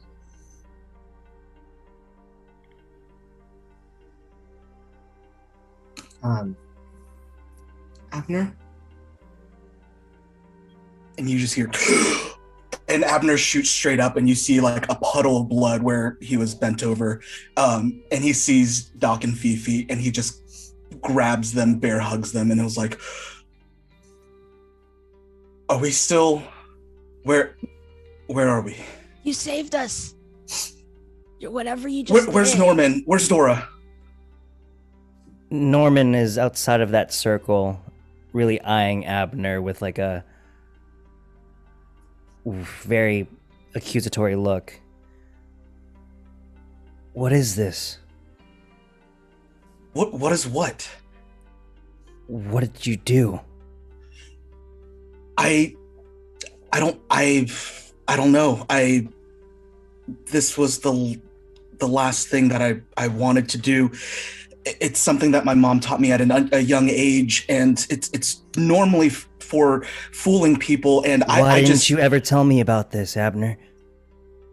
Why would I tell you that I'm a freak? Maybe I was right about us not being friends anymore. How can I trust you when you don't even tell me about this? Norman. Look, no, it's fine. Let's just get everyone else out of here. How far to the temple? As I look to Taeyang. If we run, it'll be 10 minutes this way. I look back to Abner, the rest of the group. And I just start to walk off towards the temple, trying to make some distance because I'm trying to tend to my cuts. And this world is a little too much for old mundane Norman. Doc scowls at Norman as he walks away and shapeshifts into the beast, the rideable beast, and lays down for everybody to climb on their own volition. When Abner said, why would I tell you I'm a freak? He kind of looks over at Dora and Doc, realizing what he just said, knowing that they are some type of magic. And it's like, I didn't mean what I said. It's just Norman is, I'm sorry. And just climbs up on Doc. Dora was walking toward Abner and has the bandages. Abner got scratched on the chest, right? Mm-hmm. Yeah. Yeah. I'm gonna say that Dora took some of the maybe like the gauze to kind of try to wipe up the blood and see if she can try to get some bandages on him. And she just smirks and she's like, "It's okay. I know I'm a weirdo, but I'm glad that you finally realize what you can do, because I've been watching and I thought you didn't know. How surprising it is that you know." And she gestures for you to like lift your arms up so that she can like try to wrap this bandage around your chest. Wait, and did you say you knew? And she's like, "Oh yeah, I've known for years." And she's walking around you like with the bandage, like trying to get it around your body, like as tight as she can. And she's just like, "But I really thought you were clueless. I'm proud of you, Abner. Thank you for doing that to help us." And then she just really quickly finishes and she's like, "Come on, let's go." And she gets on top of Doc's back. Before taking off, Doc kind of turns their head around to look at Abner. I mean, Dora and I are really good friends, so when we burned all that shit down, and thanks for saving our lives. You're welcome. I thought that was just a coincidence. I was just trying to show you a magic trick when we burned down that gym. Anyways, we should, and then you almost see like Abner almost just put his head onto Fifi and just kind of like passes out just from almost bleeding out and just like resting. Fifi's like hella crying, but they're just trying to hide it with their their hair. As the group of you pursue Taeyang and Norman, making your way towards the temple, you notice that the further you go, something begins to change. The grass that has been teasing against your knees here, or Doc's knees, I guess, it begins to flatten, and there's a chill on the air. You realize that something's falling from the sky gradually. It begins first almost as if dust and thickens into heavy snowflakes. You feel the cold tickle your face as the grass underneath begins to withdraw under a sheet of snow. You realize as you're looking around that the air is getting thinner. It's almost as if you're slowly climbing a mountain. It's hard to tell here in the darkness how far you've gone, how fast you're moving. But eventually, the wilderness opens up in front of you and you see a temple. It's not entirely unlike the one that you found Taeyang in. There's something empty about this one. Something cold.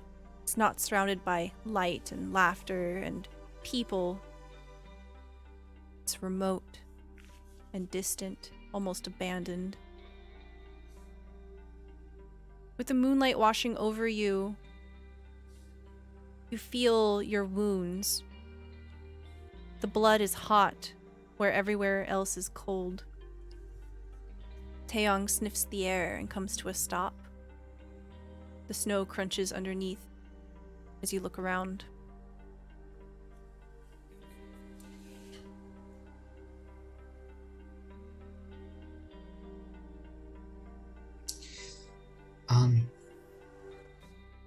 Excuse me, Mr. Tiger Man. Yes. What's this? This is the temple of the Monkey Guardian. I thought they were the ones who were doing bad stuff. Precisely, which is why I was hoping to find one of them here. Wait, well, I thought we were gonna go somewhere so we could heal. Right? You see his grip flex on his sword. There are manners of persuasion that we can exercise here. What are you gonna do? Just kill them? Not yet. And you see he begins to walk up towards the temple and he's just ripping the doors open. You see that he's checking every chamber. Doesn't take off his shoes. It's so disrespectful. You see these empty rooms as he's making his way through the temple and just ripping the doors open, searching for someone or something. If he gets off Doc and he's like, "What, Norman? You've never mugged somebody before?" And adjusts the googly eyes and walks in right after Taeyang. What? No. Jesus.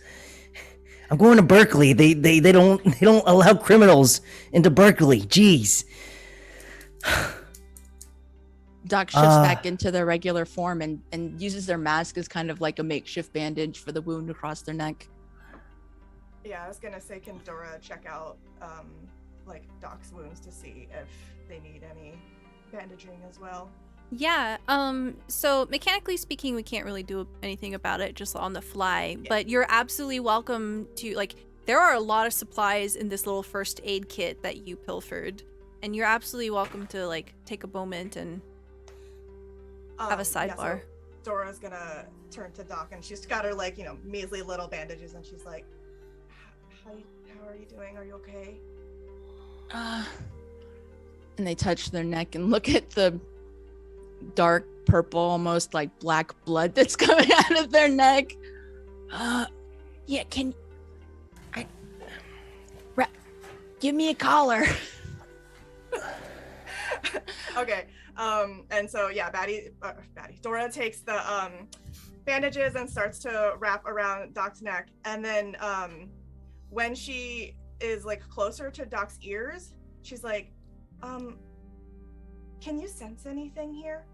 Are there any other, like, anyone that, you know, kind of like you? Can I try to read a bad situation? Yeah, absolutely. Please roll me sharp. That is a 10. Oh, baby, you get hold 3 here. Oh, okay, shoot. Here are the questions. You can choose 3 of them. What's my best way in? What's my best way out? Are there any dangers we haven't noticed? What's the biggest threat? What's most vulnerable to me? What's the best way to protect the victims? Are there any dangers we haven't noticed? Okay. This is definitely new territory, but you know how temples work. You've been in plenty of temples as a tokebi, and you know that these places are never abandoned. The thing about temples, good or bad, is that they definitely draw spirits. So this place, whoever finds it home, it's not going to be empty for long if nobody's here.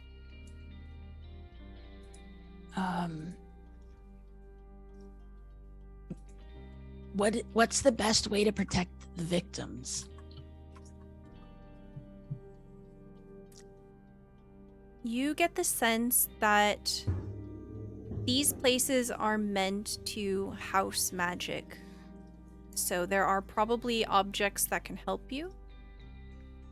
Or at the very least, there's probably a protected space that you can hunker down in.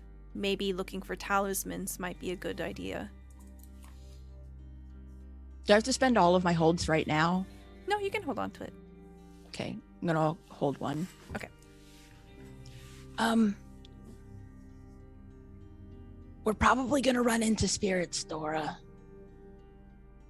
We need to look around What are we looking and for? just be on guard, because we don't know when they're gonna come out. Well, we're looking for like what Norman has. She like looks over at Norman and she's The like, the necklace that Fifi found. Oh, okay. So like a talisman kind of thing? Yeah, or any kind of like anything related to the same like symbology.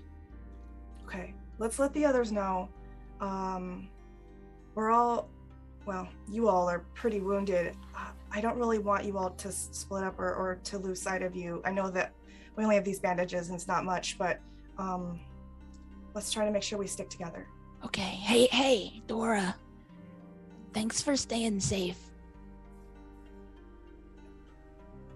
We did what we could. I'm not gonna leave you, and I'm gonna make sure that everyone's okay. Okay, all right. We can't lose anyone else. No. And so she'll, after Doc's all patched up, she'll turn to everyone. She'll specifically turn to Norman, and she'll kind of walk up and like lift the little talisman thing and like let it fall. And she's like, we need more stuff like this. It's anything we can find to help us, because we don't really know what we're up against. I know. And then she sort of like lowers her voice a little bit toward Norman. She's like, I know that things are weird between you and Abner right now, but please try to stick together. We don't want anyone to separate. We don't want to lose anyone. Please. As you say that, Oh, no. Taeyong is ripping through rooms and Abner is following. I think you said that you were, right? Yes. Great. Fifi did too. Perfect. Okay, Fifi. Yeah, too. me and Fifi. Yeah. All right. Oh, I love this. So juicy. Okay. So you're kind of following after this massive tiger person. He rips open a room and the two of you kind of like peek in, you're looking around. You don't really see very much. A few cushions kind of neatly tucked away into a corner. You see that there are bamboo mats laying out in each room to kind of keep it comfortable, and they're relatively clean. However, this particular room, both of you kind of stop. Abner, you see that there is a picture frame on one of the low tables. The way that these rooms are kind of built, you normally like take off your shoes, you sit down. They don't have chairs in them. You can just sit on the floor in front of like the vanity. You see that there's a low vanity. The picture frame has a few people in it that look strikingly similar to you and your family. Thank you, N7A SWCC, for the drama for Danny. Fifi, put your eyes on. Is that my family in there? Is that your dad? And Mom? Yeah. Oh, what is Taeyong still in the room? No, Taeyong is just kind of moving on. Oh. Hey, I think the Lion Man is mugging your house. Fifi, there's no way this Lion Man came to our realm, took a picture, and put it in this shrine. What is going on? But that is your family. Look, that's your dad. Look at those calves.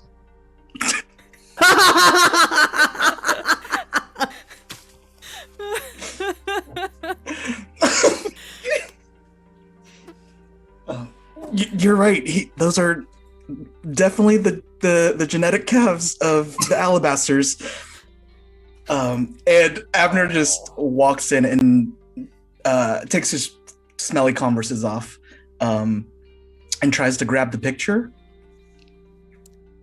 Okay, as you do, you find there is an opalescent sheen on it, much like the spell, the curse that had been holding Bora and Taeyang.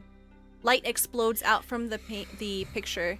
The portrait inside begins to decay at an alarming rate, and it turns to ash in your hand.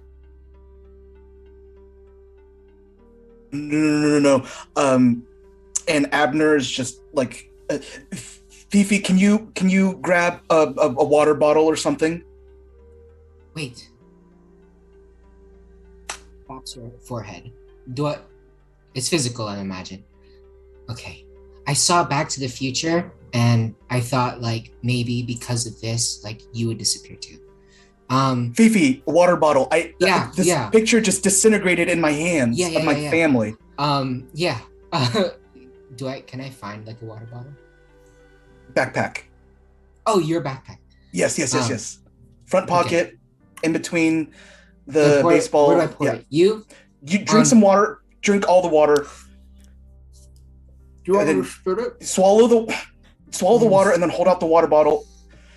And Abner is just going to try to put the remaining ashes of this into the water bottle. Oh my god. Okay, roll cool for me, Abner. Oof. I imagine this has you quite shaken. Oh, faux show. That is a 5. Abner, I'm so sorry. Despite your best effort, your hands are shaking, and only a little pinch of it gets into the bottle. Most of it's on the floor. Oh, do we need to look in the other rooms? Where are Doc, Norman, and Dora? What is going on? We appear at the doorframe. Hey, what's up? What did we miss? Y'all won't believe this, but you know those pictures that we saw in the haunted house that kind of look like Kim's family? Uh-huh.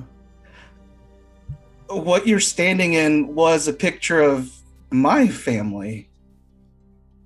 I don't believe it.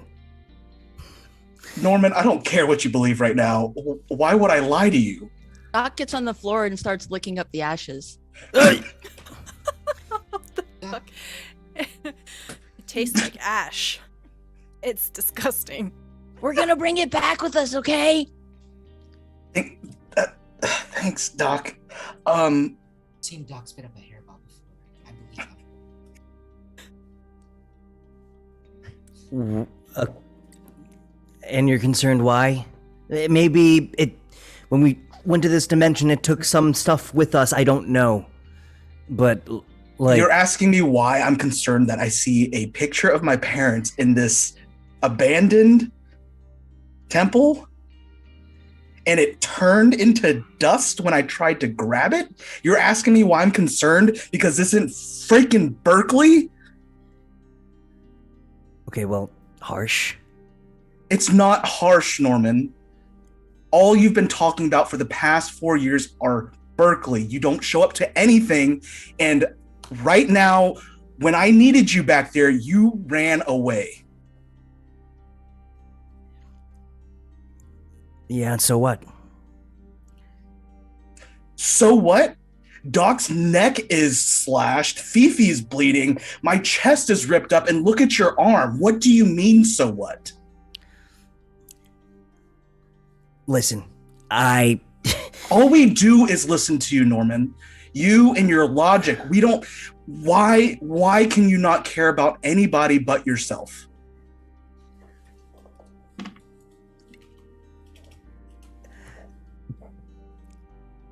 Because look... If you say Berkeley one more time, I swear to God, Norman. Well, it is true, Abner. Okay, what schools did you get into, huh? Did you even apply to colleges this year? Everyone here in the school was applying for schools left and right, and I even offered you... I don't even know if you got my text, but I even offered to help you with your college apps, Abner. And you know what you did? You ghosted my ass. So, like, yeah, maybe you'll get drafted for, I don't know, for the NFL or for the NBA or something like that, and I hope you get that. That's your success. I have mine. You know, Fifi has theirs, Dora has hers. Doc is young, so they have time to figure that out, but... I'm sorry, but at the end of the day, all I got is me. Norman, you talk about all of our successes, but you never celebrate with us. It's okay to celebrate these successes. Okay. I'll celebrate. Hooray. It's just... all my life, Abner, you've been better at me at everything. Everything. And for once in my life, I want to be better at you with just one thing. And I don't even know if we're gonna get out for me to do even that. So let's help this guardian, let's help this town. And you'll never see me again. That's not what I want, Norman. That's what I want. Somehow I'm not surprised, and turns to Fifi and Dora, and Doc just...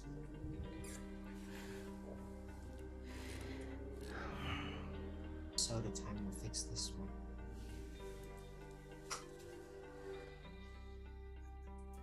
one. Fifi turns and says, maybe we should talk about it later. Yeah? I just want us to be friends again, that's all. Let's do it. While this is all happening, Doc is going to start looking for anything to help, like any talismans, any like weapons that, you know. Yeah. Okay. Go ahead and roll me sharp here.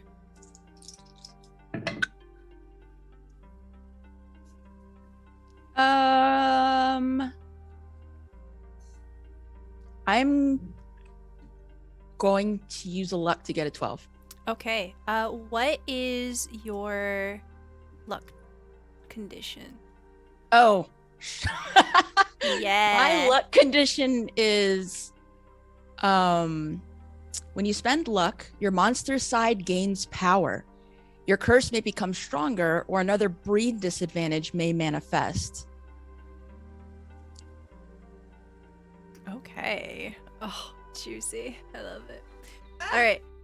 So you begin to look around and you realize that obviously the talismans are going to be kept in the main room. So as you begin to make your way over towards there, you begin to rip open drawers and you find that there is a chest, a very small wooden chest. You easily open it up and you see that there are dozens of talismans already prepared inside of it. As you go to touch it, you all hear an explosion. Doc, you go flying back, you crash into the rice paper wall and it smashes behind you. You begin to slowly destroy the room just by barreling through it. It roils that wild side inside of you.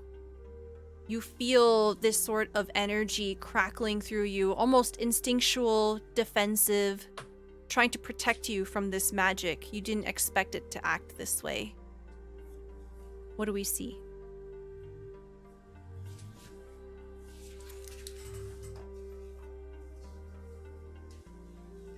As Doc is on the ground, breathing really heavily, there's like amber, almost like lightning that kind of crawls out from under their skin and goes over their body, and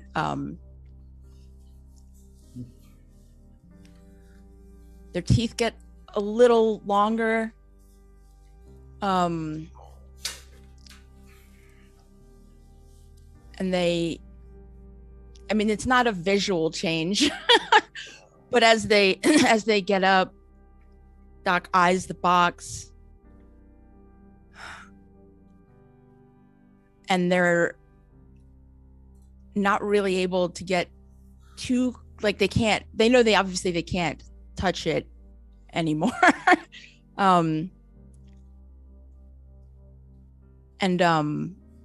Internally, I think they develop a vulnerability. Mm-hmm.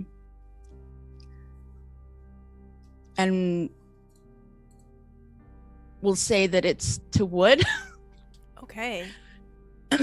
Yeah, as you're kind of correcting yourself, you see that part of the wooden frame has broken off and it has speared through your side.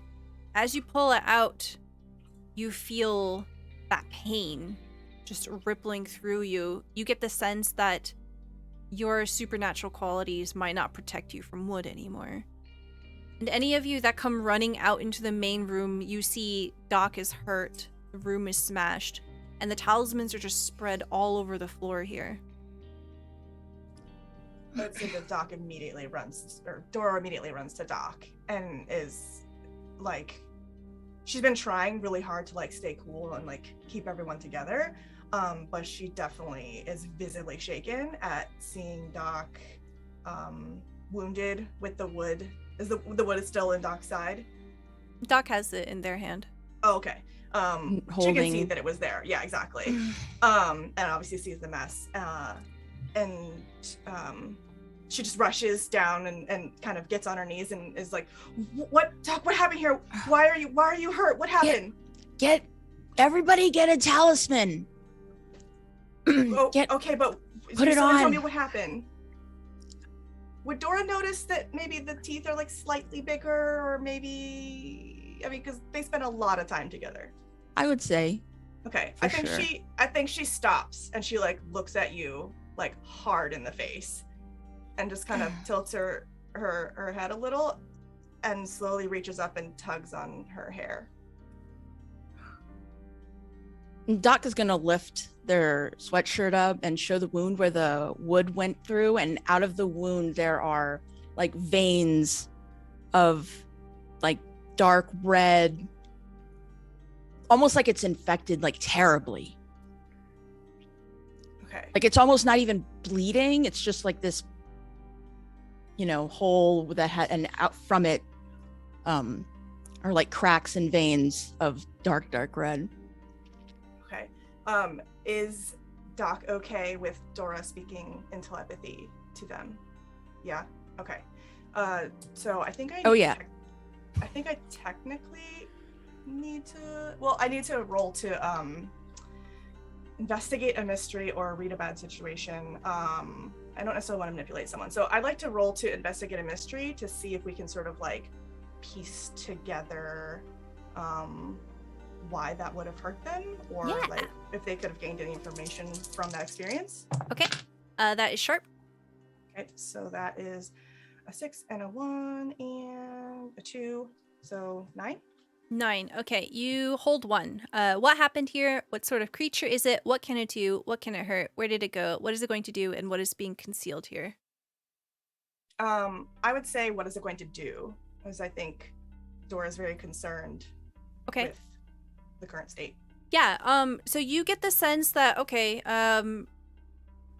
the talismans are meant to keep out evil spirits.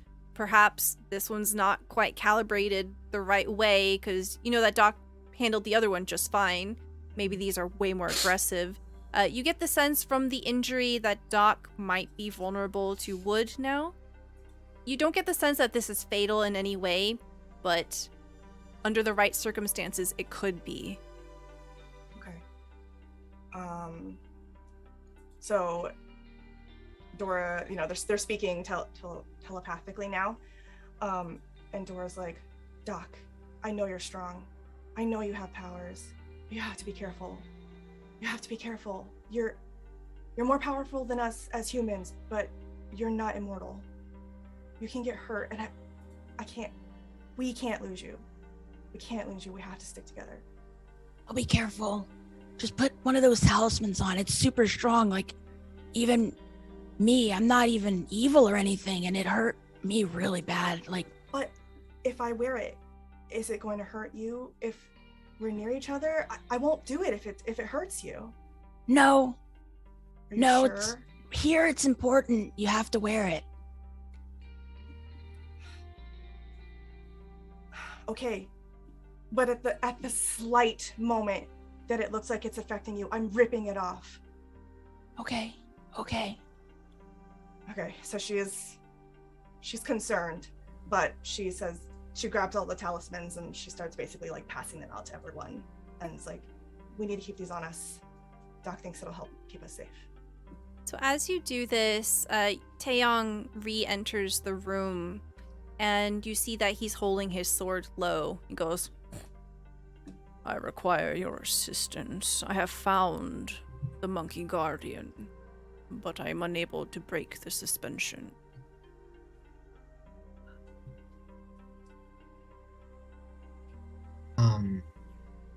Fifi's like, okay. Do we need something heavy? No, I need you. And he points the sword at Fifi and then begins to head back the way he had come from. Me? Fifi follows. Fifi, please don't leave without the rest of us. Oh, well, you're coming, right? Yes, we're all going. And Dora's like making sure everyone's got their talismans, and she's like kind of like, you know, her like almost like a corgi, like herding them all together to get out the room and like follow after Fifi. Hurting the party. Okay. So the group of you follow Taeyong into what appears to be a meditation room. And you can see what appears to be a monkey person. You see that they have monkey-like features. They have a tail. They have wide hands. And they are suspended in a way that it looks as if they're looking up in fear. They're kind of on one knee, half crouched.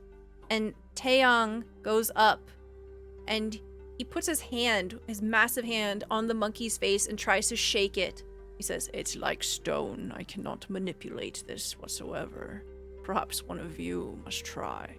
Fifi pulls out a cannoli and chucks it at the monkey guardian's face. Yeah, you hear a splat as it cracks onto their face, and then it just kind of slides down in chunks. Nothing happens.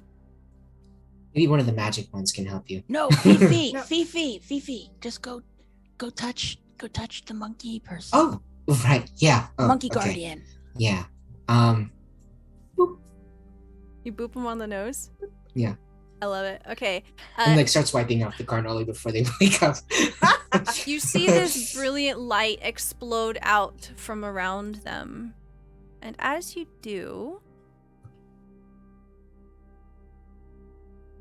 Too many notes. Can't fucking read any. The suspense. The light explodes out from them. You wipe it away. And they go...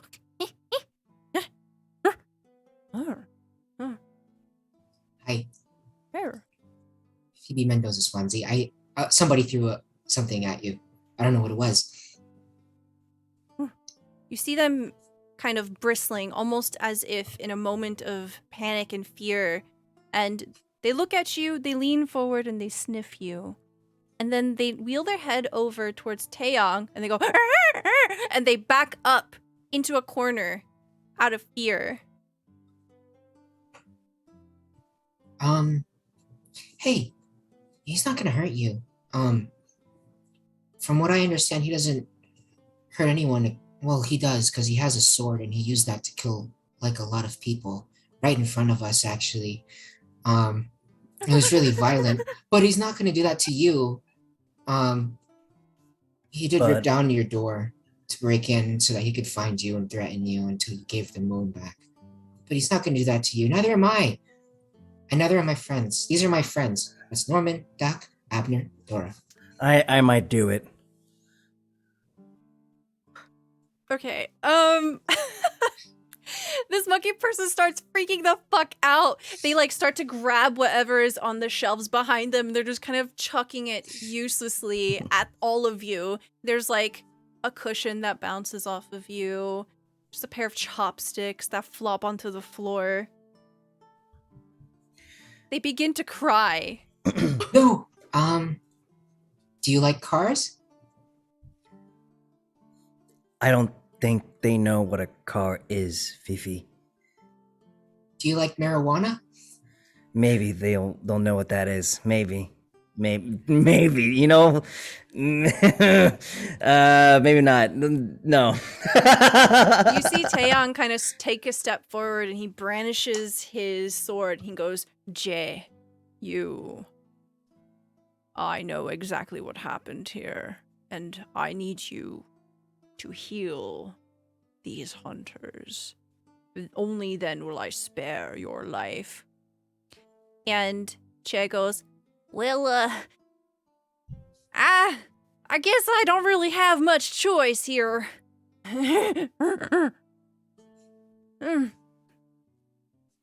But what is this marijuana that he's talking about? That they're talking about over there? Heal us first, and then you'll get some marijuana after. I don't want you to be operating on us inebriated, okay? I've already lit it up, and I can't stop it.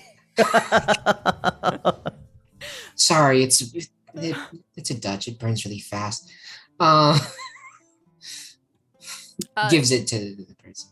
Okay, yeah, we see this little montage of the monkey guardian reaching out, and it kind of like cuts forward, and we see the group of you sitting down, and the monkey guardian begins to cast a spell over the group of you. And as this happens, Taeyong hovers in the doorway, watching. You can see that he keeps looking over his shoulder towards the direction that you had come from. He's on edge. As the monkey guardian casts magic, you see brilliant light, almost like sunlight, beginning to pour out of their hands, washing over you, almost as if erasing your wounds. You see that these deep bruises maintain on the surface of your skin, but it begins to become magically sealed. And as Jay is working, Monkey Guardian, they say, well, you could say that our plans went wrong. I was betrayed by our dear Fox Guardian. We might have tried to take the throne of the moon from that old big bunny. But, that cutting fox got the upper hand on me. Fifi's takes the blood and puts it down.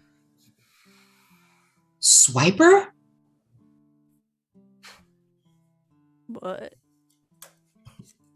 You tried to. It's like you tried to swipe the throne with the Fox Guardian. Yeah, that's what I. That could only be Swiper. What is Swiper? Why are you laughing? Why are all of you laughing? I'm so high.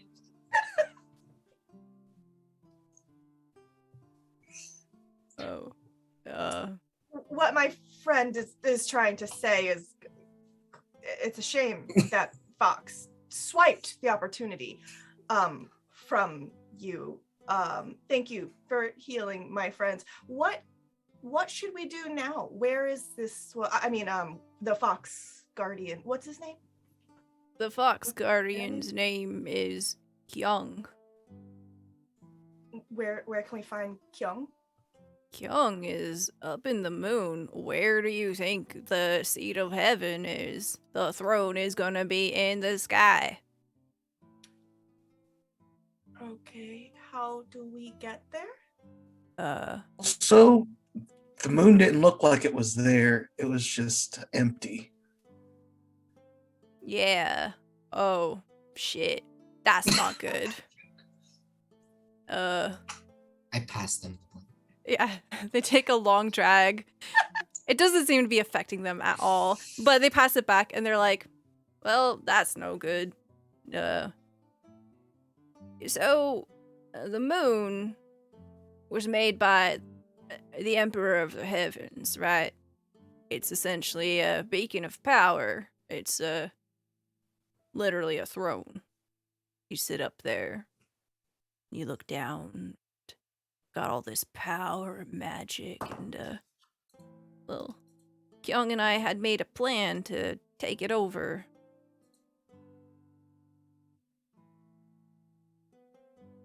We found ourselves a moon princess, and we used them as bait. It was all going according to plan. But then Kyung stabbed me in the back. He kind of grabs grabs Abner's arm, and the magic, even though it's healing you, it's sizzling just a little bit.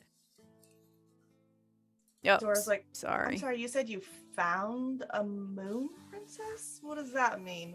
Where'd you find a princess? Well, they kind of stumbled on us a while back. I don't really know where they came from, but she kept talking about things in the sky, people that live up there. Are they on the moon?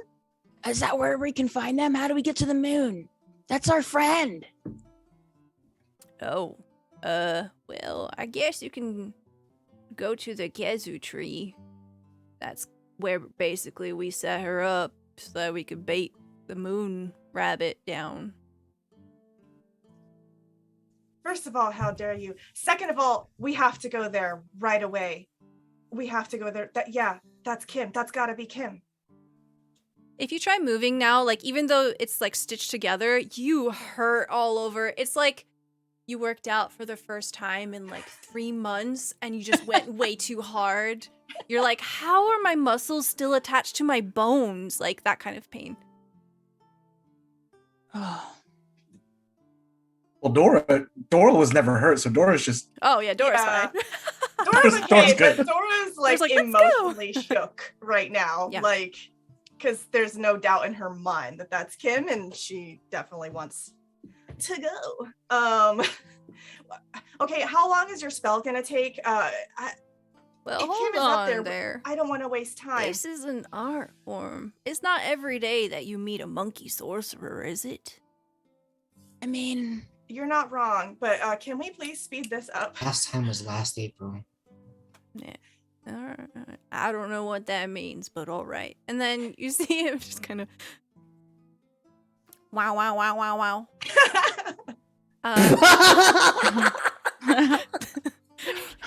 He makes those noises as he's doing it. Okay. So some time passes and the group of you begin to head out You begin to climb the mountain, and as you do, Abner, you feel this hit in your gut. As you're beginning to climb the mountain, you see the horizon all around you begin to fade away. You saw this coming. This looks eerily familiar. You feel the air get tight. Snowflakes are in your hair. And you see, at the very crest of a hill, the tallest hill, is a tree. And in its boughs is a girl, reaching up towards the heaven, frozen in time. And that's where we're gonna end our session for today. Oh, I didn't realize it was literal. Yeah. Oh, yeah. Yeah. Wow. Yeah. What a visual. Yeah. Wow. Okay. We forgot to do this last time, but in Monster of the Week, there's an end of session thing that we do. I'm gonna ask y'all some questions, and we're gonna vote. Did we conclude our current mystery? I'm gonna say that's no. That's a Not fully. Not fully. Did we save someone from certain death or worse? Yeah, me. I would actually Yeah. say I would say we saved both Taeyong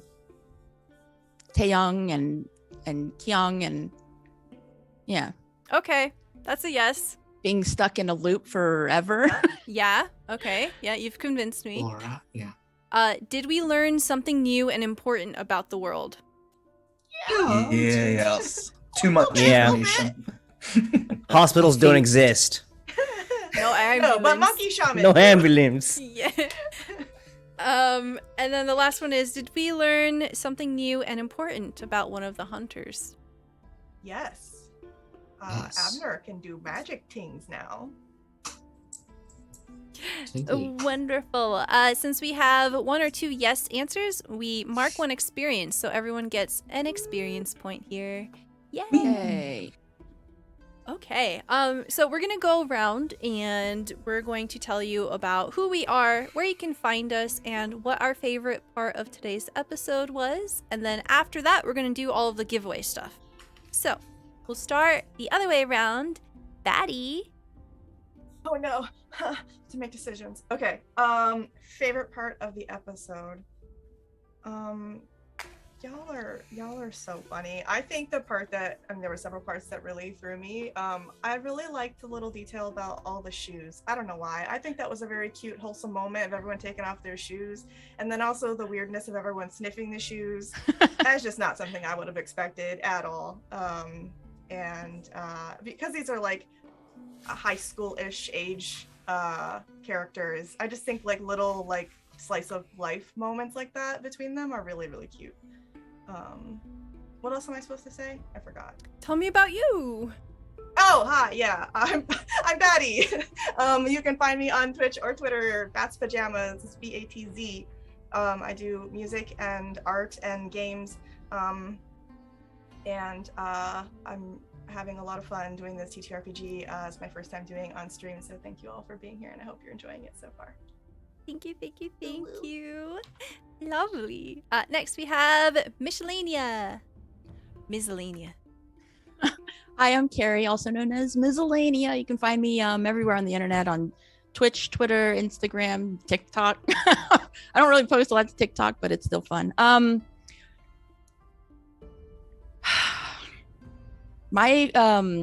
do all kinds of stuff. All kinds of things. I sometimes draw, sometimes I play games. I'm a voice actor in training, and etc. My favorite part of tonight's game, and I'm sorry if I steal this from anybody because it really stood out in my opinion, was the impassioned exchange between Norman and Abner. All those emotions kind of coming to bear and exploding. I thought that was a really, really great scene. It was awesome. Yeah. Wow. And just because I love talking about safety and communication in TTRPGs, I want to let everyone know that throughout the entire session, we have been in our private chat, checking in on each other using chat cards. And so out of character, we were all like, fuck yeah, let's go. Hell yeah. Woo. Drama. Thank you. Next, we have Toffee. What's going on? I'm Toffee. I'm an actor, streamer, tabletop person based out of San Diego.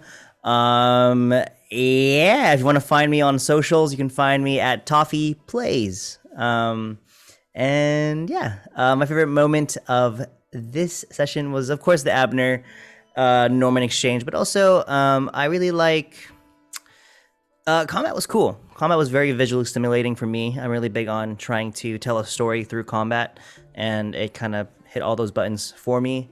And yeah, if you want to see more of me, on Thursdays I am part of a D&D 5e campaign with Stella, as we're both players, at twitch.tv/goingcritrpg. And if y'all have ever wanted to experience a new tabletop game based around sci-fi and space and horror, I am part of a podcast series, I guess you would call it, called Analysis Complete for the Mothership game. And you can just find that on my Twitter. But yeah, that's all I got. Excellent. Thank you. Next, we have Z. Writing down to check on Toffee's Twitter later for yes. Hi, I'm Z. Z, aka Zach Devs on Twitter. I write poems. I'm putting together a chapbook. We'll see who takes it. But I really love role playing with this group. This is my first time in a TTRPG actual play as well, and I could not have been part of a better group. Man, favorite part of today. I definitely that Norman Abner scene. I have to like give these two props. I've seen both of them role play before. I have. I watched Going Crit RPG. I have seen Danny on YouTube, and like, you guys are incredible.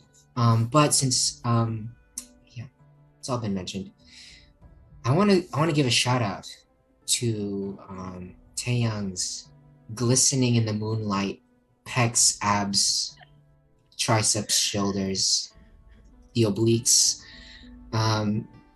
It was really good, and of course that just lends credit to Stella's really great to play along with and having so much fun. Thank you to Pizza Yeti for making that possible. Yes, thank you for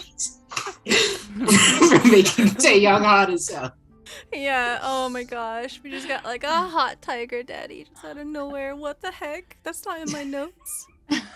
Thank you. Yep. Thank you so much. Next, we have Danny. Hey y'all, my name is Danny. You can find me all over the internet at BrutalDan. That's BR00TALDAN. I'm on Twitch, Twitter, and TikTok just screaming about how amazing people like these people you see on screen are all the time. I am the community manager for Roll20. I'm also the community director for Free RPG Day. And I think one of my favorite parts was to see Doc come, like, just feel, I guess, normal enough to not wear their hoodie or anything and just transform and do all that stuff. And then also Stella with the voice effects. That made me very, very happy. Yeah. Oh, thank you. Oh, I was like, and who I are hope you, this Stella? works. Oh, hi. My name is Stella Luna. I am a TTRPG performer and producer. Works. Wow. Hi. If you enjoyed the content here, please consider giving a follow. That is a free way that you can support this content and get notifications for when we go live. Daddy putting me on the spot on my own channel. What the heck? I've got a bunch of like really cool things happening this week, and if you want any information about any of that, please check out my Twitter. All of the information will be there. But I've got some super awesome stuff to give away here. Hopefully you've used !enter to get into it. I'm gonna give you like 5 more seconds before I close it, and we're gonna do some draws. Just shout out to Knave of Cups, Pink City, Jin Johnsick, Also, the wonderful creators of Navatham RPG, and also thank you to Danny for hosting the Monster of the Week keys. All right, here we go. We're gonna wrap things up here tonight. Where's the giveaway thing? It's over here. Click the button. Summon button. Close. Okay, we're gonna pick a winner for. Oh, I should say what it's for first. I do this. I'm professional. Where's my notes? Navatham RPG. The winner is Q. We have another key for Navatham's RPG. And it is... Oops, I hit the wrong button.